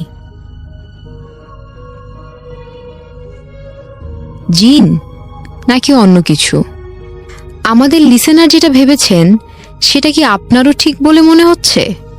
জানিয়ে দিবেন আপনার কি মনে হয়।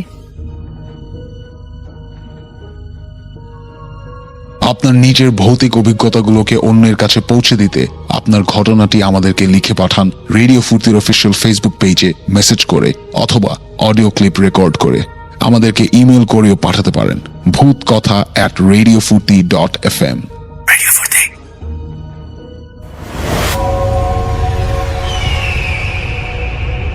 হ্যালো লিসেনার্স, আশা করি ঘটনাগুলো আপনাদের ভালো লেগেছে। আমি চেষ্টা করেছি বাছাই করে ঘটনাগুলো আপনাদের মাঝে শেয়ার করার। আমি প্রতিদিনই ঘটনাগুলো বাছাই করে আপনাদের মাঝে একটি করে এপিসোড শেয়ার করার চেষ্টা করি। যদি আমার ঘটনাগুলো একটু ভালো লাগে তাহলে অবশ্যই এই চ্যানেলটি সাবস্ক্রাইব করবেন। আর আপনারা কোথা থেকে এই ঘটনাগুলো শুনতেছেন যদি আপনাদের ঠিকানাগুলো জানান তাহলে আমি অনেক কৃতজ্ঞ হব, তাহলে আমি বুঝতে পারবো যে আপনারা কোথা থেকে শুনতেছেন। এছাড়াও আপনাদের মাঝে যদি কোনো ঘটনা থেকে থাকে তাহলে অবশ্যই আমাদের ইমেলে দেওয়া ঠিকানায় ঘটনাটা পাঠাবেন, তাহলে নেক্সট এপিসোডে আপনার সেই ঘটনাটা আমরা রাসেল ভাইয়ের মাধ্যমে অথবা আমরা নিজেরা পড়ে শোনাবো। তো ভালো থাকবেন, সুস্থ থাকবেন, এই প্রত্যাশায় আজকের মতো বিদায় নিচ্ছি। আল্লাহ হাফেজ।